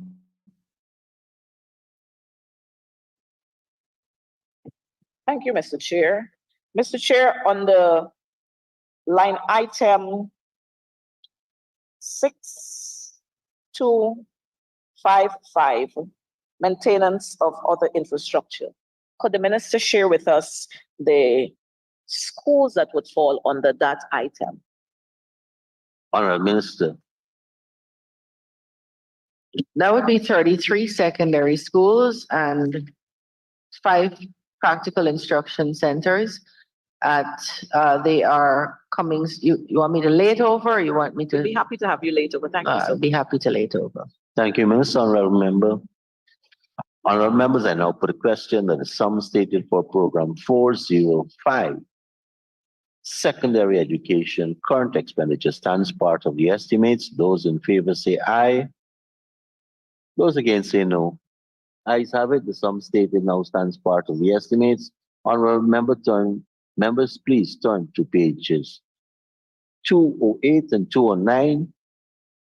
And I propose a question that the sum stated for program 406, secondary/tertiary education current expenditure, stands part of the estimates. Honorable member, Ms. MacDonald.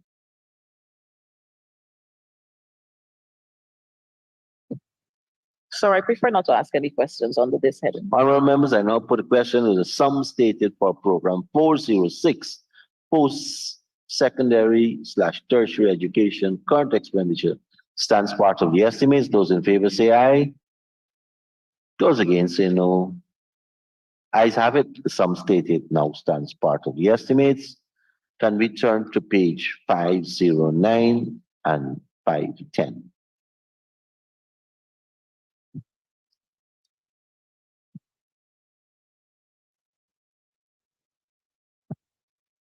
Honorable members, I propose the question that the sum stated for program 401, policy development and administration capital expenditure, stands part of the estimates. The honorable member, Ms. MacDonald.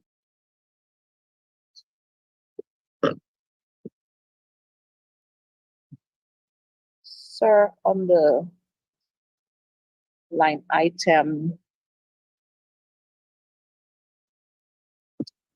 1215000, we're seeing administrative buildings there, provisions for administrative buildings. Could the minister share with us the administrative buildings we are referring to? Honorable Minister.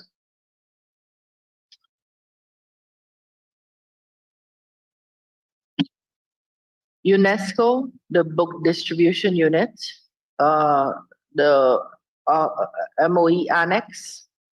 Yes, those three. Thank you, Minister. Honorable Member, Ms. McDonald.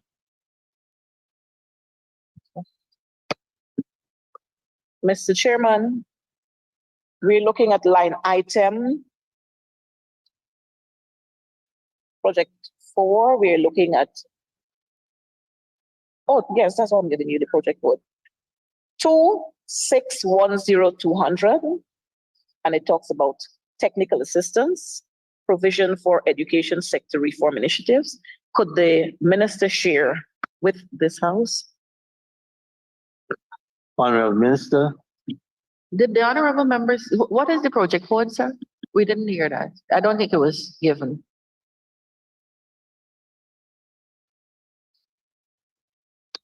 Mr. Chair, I did share the project code 2610200.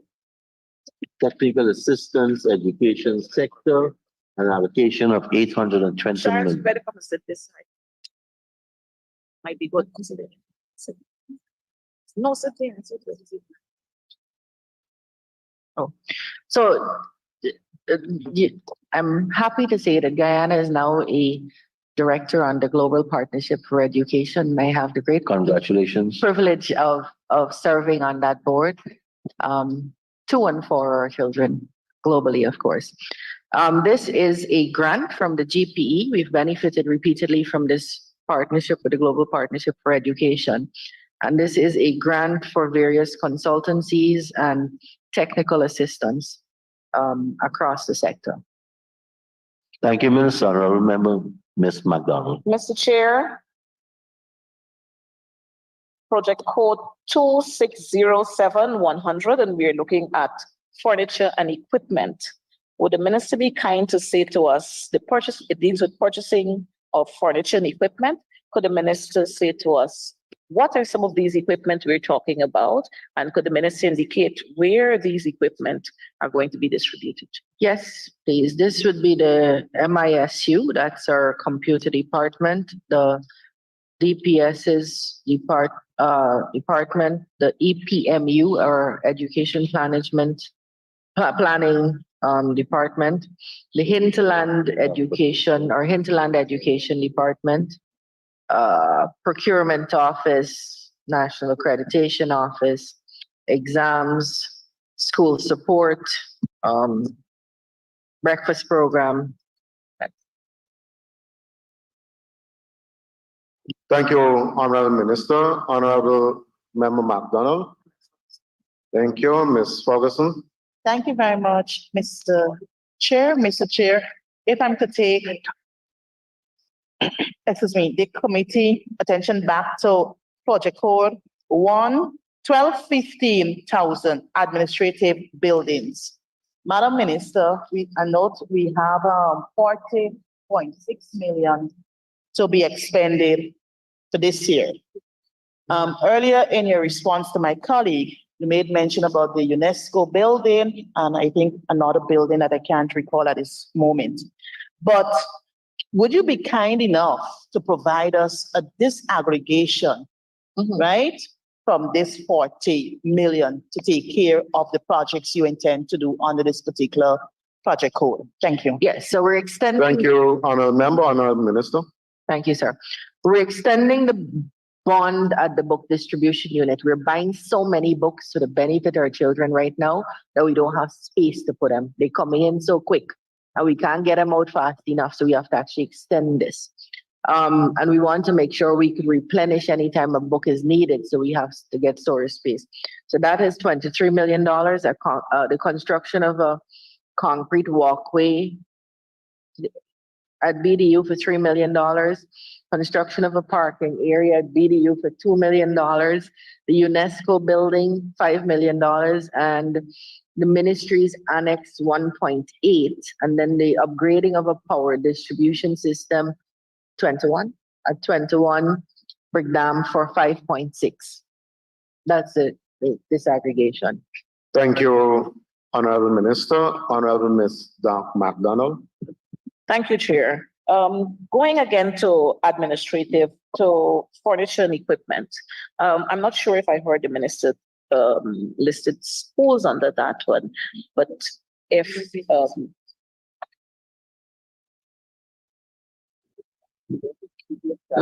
Madam Minister, would you be kind to repeat whether you listed schools under that one? Schools were listed there? Happy to help you, ma'am. There are no schools under this line. Thank you. Or Under the furniture and equipment, Madam Minister, we talked about, just to follow up to we could also follow up to this one. Furniture and equipment, we have heard of the furnishing that you're going to be having. Could you lay over for us the schools that are going to benefit under this one and whether schools will benefit or not? Sir, Honorable Minister. I said just now there are no schools under this program, sir. Perhaps the other members of the APNU could help the honorable member. We keep saying the same thing. There are no Thank you. schools under this program. Thank you, Honorable Minister. Honorable Member, Ms. McDonald. Thank you, Mr. Chair. We have no further questions under this one. I think I see Ms. Honorable Member Philadelphia. Go ahead, Thank you, Mr. Chair. Minister Nursery Education, 12-15-300. Provision for schools and educational facilities. It's not a question, but I'm making a proposal if I can. East Street Nursery School. From the road to the school, it's a long stretch and there's no facility there for shade. So I'm asking if I can, that some provision be made to create a shed there so our babies can have place to shade. The same answer that I gave twice, wrong project code. Right. So don't come under this project code. But I've taken what you said I will take it into consideration. But this is the wrong project code. We're being viewed on the World Wide Web here, you know. The least we can do is be a little better in our. Thank you, Honorable Member. Could you put it Honorable Members, we'll now put the question, which is that the sum stated for Agency 40, Capital Expenditure, Ministry of Education, Program 401, Policy Development and Administration, that is sum stated, form part of the estimates. Those in favor say aye. Those against say no. The ayes have it. The sum stated stands part of the estimates. We'll now move on to Program 402 under the same agency, Agency 40, Program 402, Capital Expenditure, Training and Development. I thank you, Honorable Member, Mr. Mike Paul.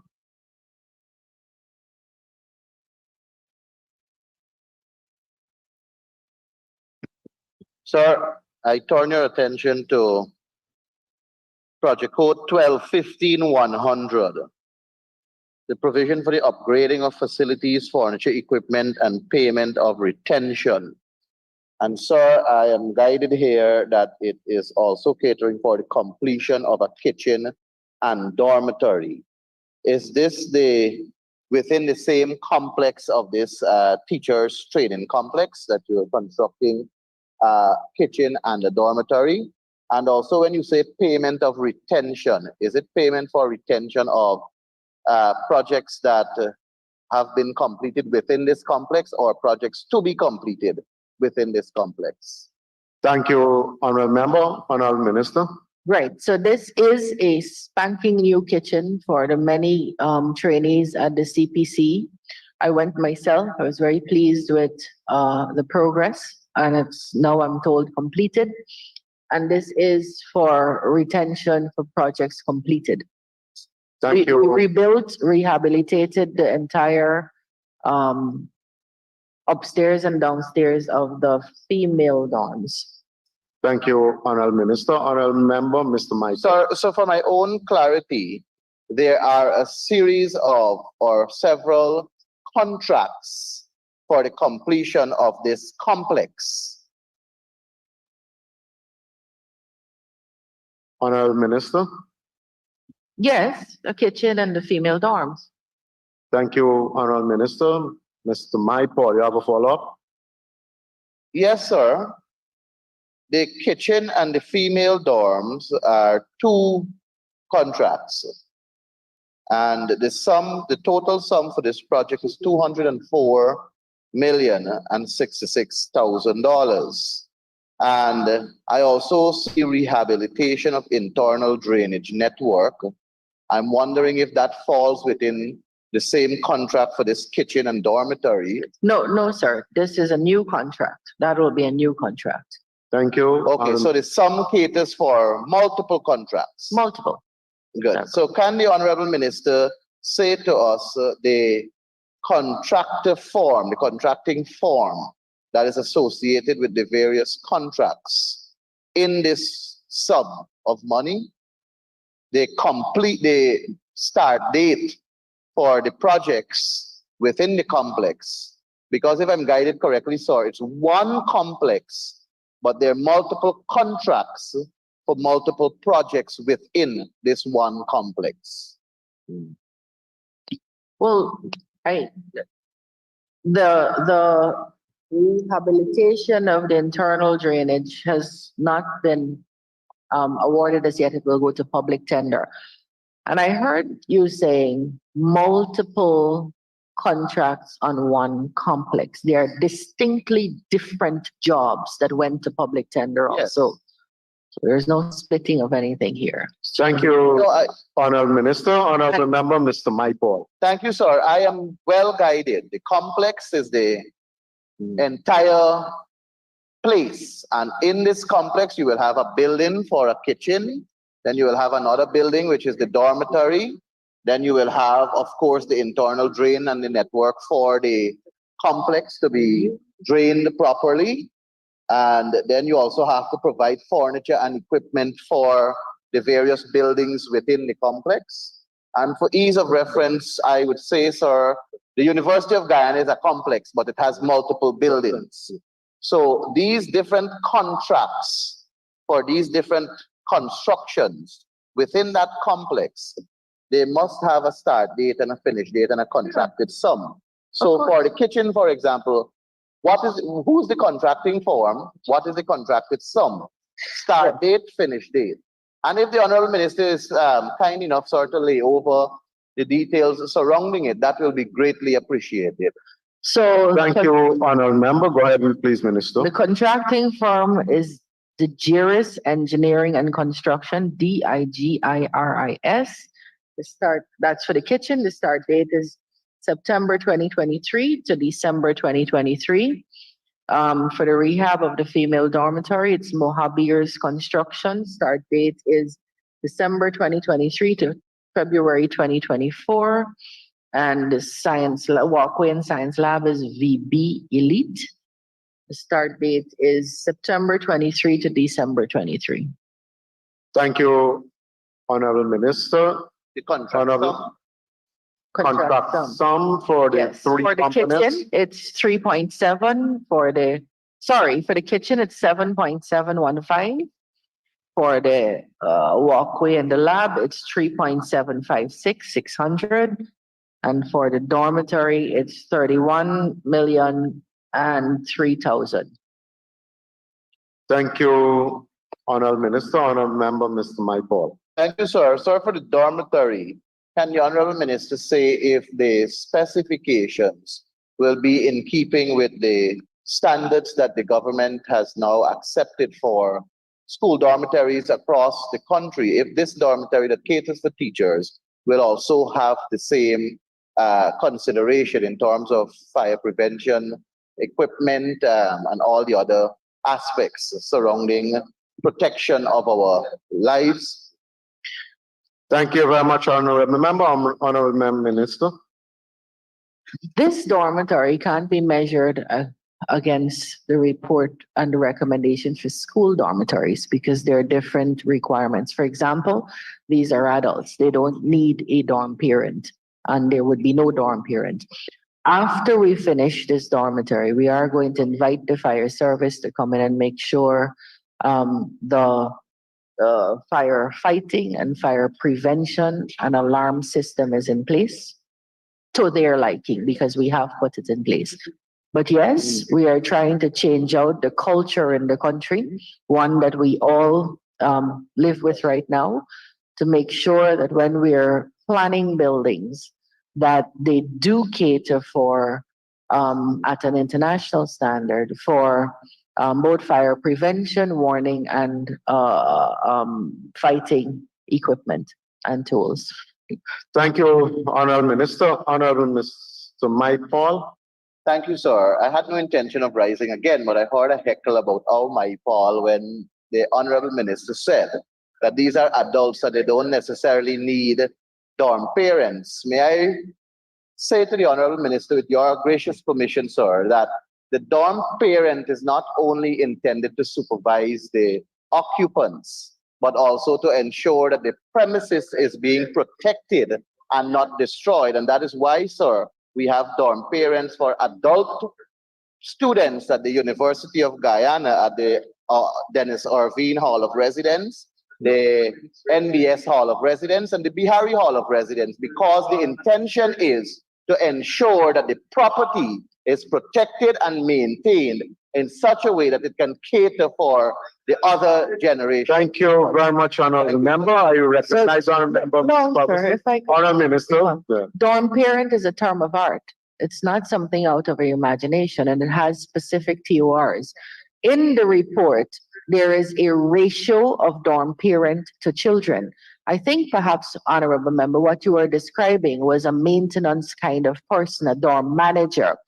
You don't need one dorm parent to 25 students at a CPC. These are adults. Once they stay within the parameters of the rules, they can go and come as they please.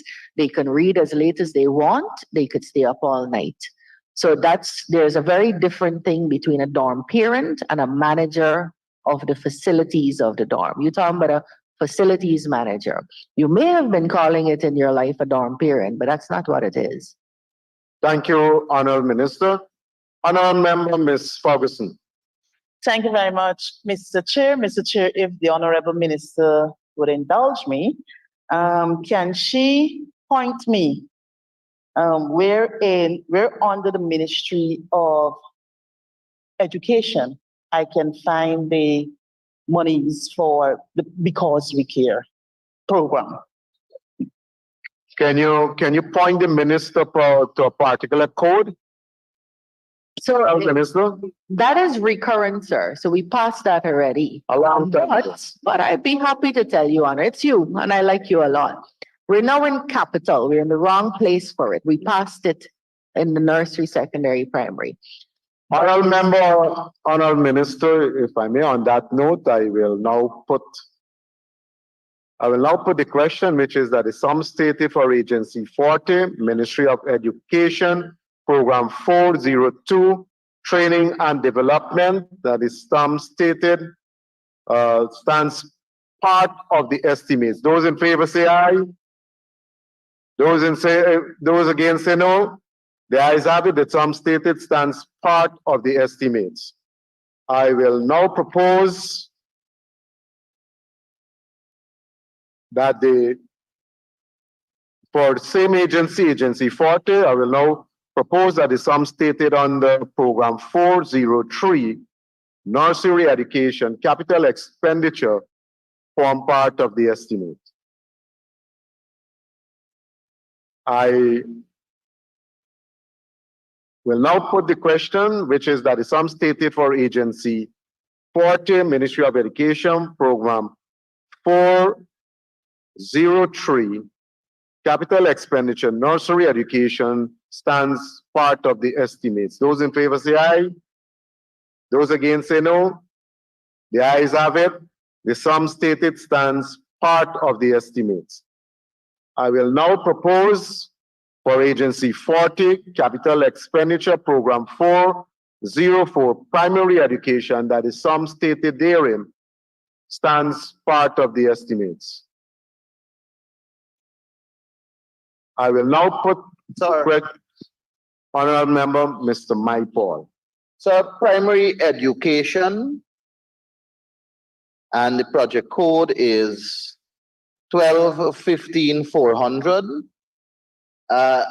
there is the description here that speaks to the upgrading of electrical system at West Rumvelt, Redeemer, F.E. Pollard, Ketley, if I got that correctly, and Sophia Primary Schools. And then you have provision for schools and educational facilities.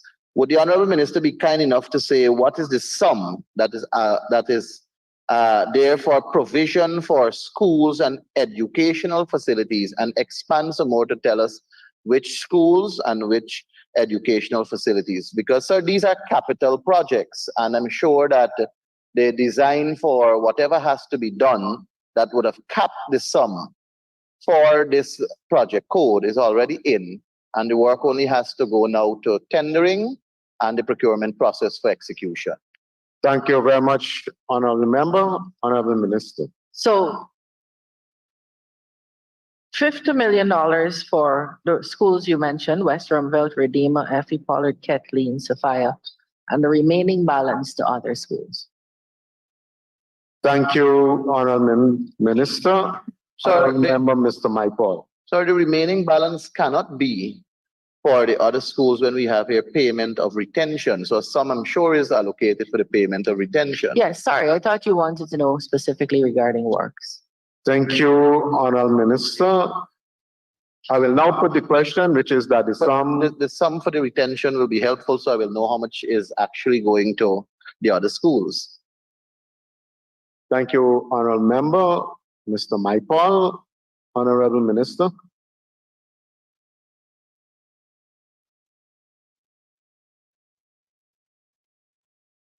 The IT lab at Riverstone's Primary, the retention is 1.439600.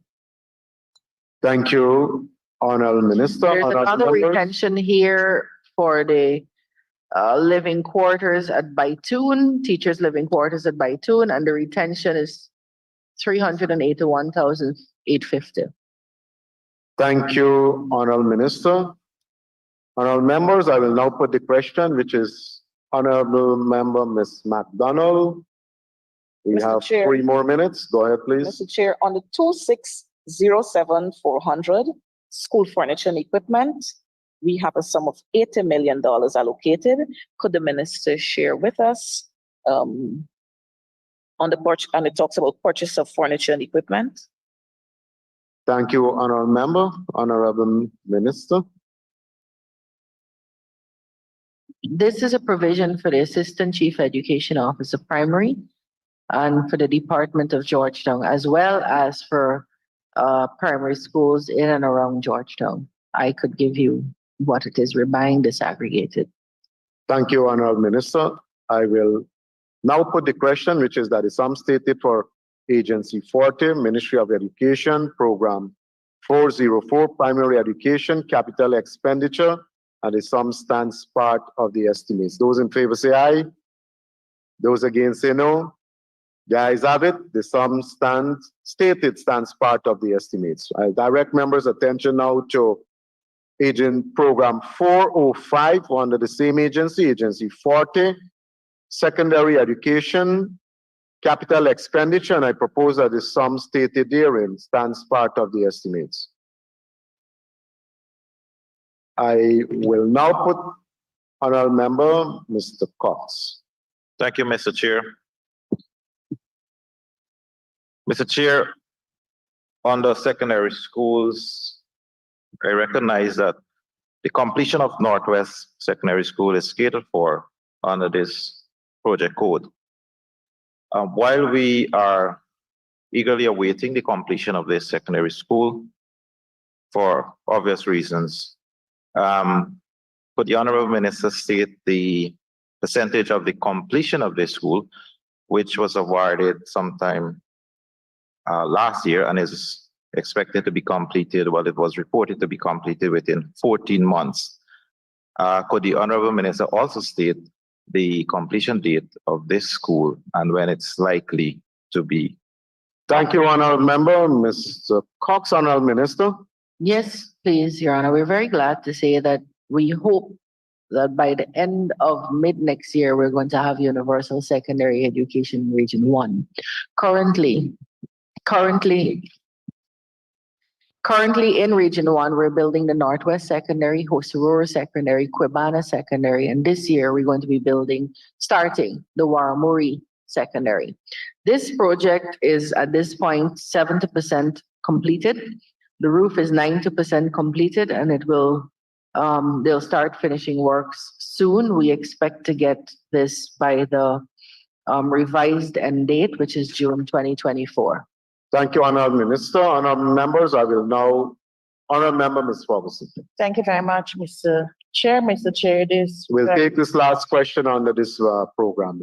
Go ahead, please. Yes, sir. Under this very line item, project code, 1215 500.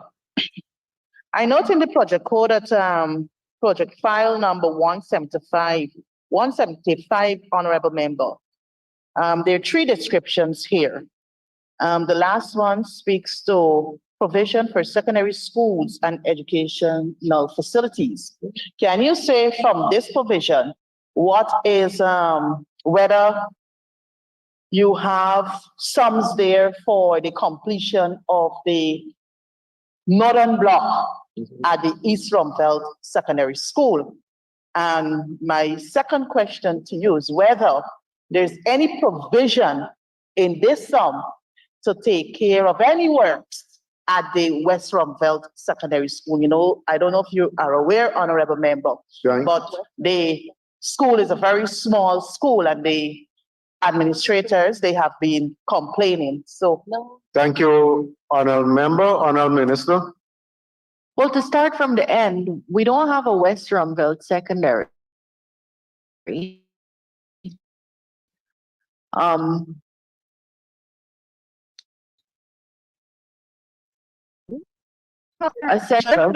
Firstly, it was David Rose. Okay.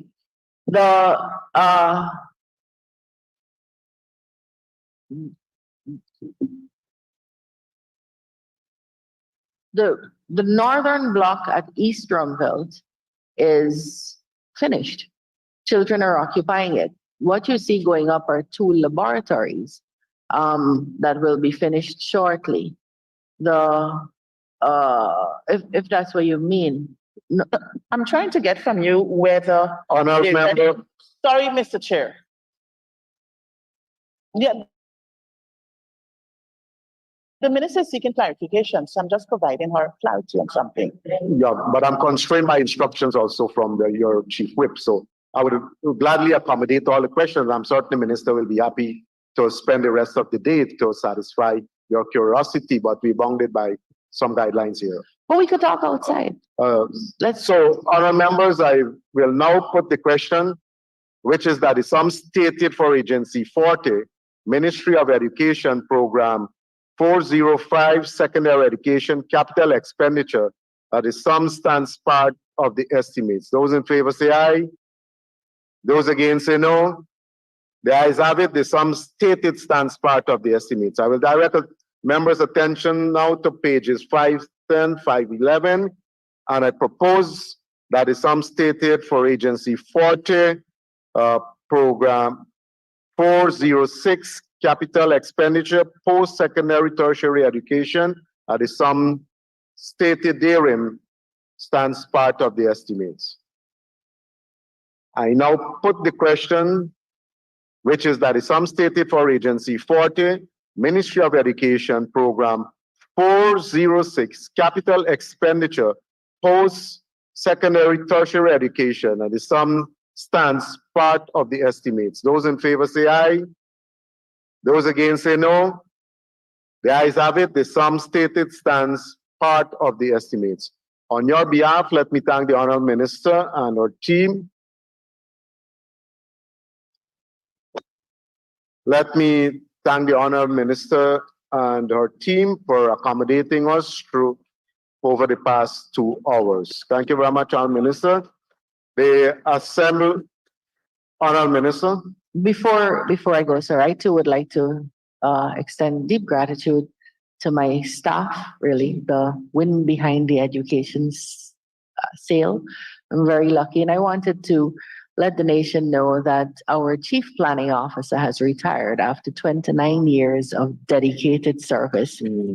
This is probably in her 20s per budget appearance, in numbering about 20. And we now have acting as the chief planning officer, our Tanika, here with us. So, Well, thank you, Honourable Minister. We all join you in congratulating the acting officer, and whilst we say farewell also to the person who's retiring.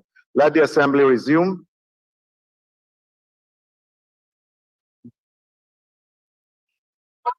Thank you very much, Sergeant. Honourable members, we will now take the suspension and we will resume at 1332 hours promptly. Thank you very much.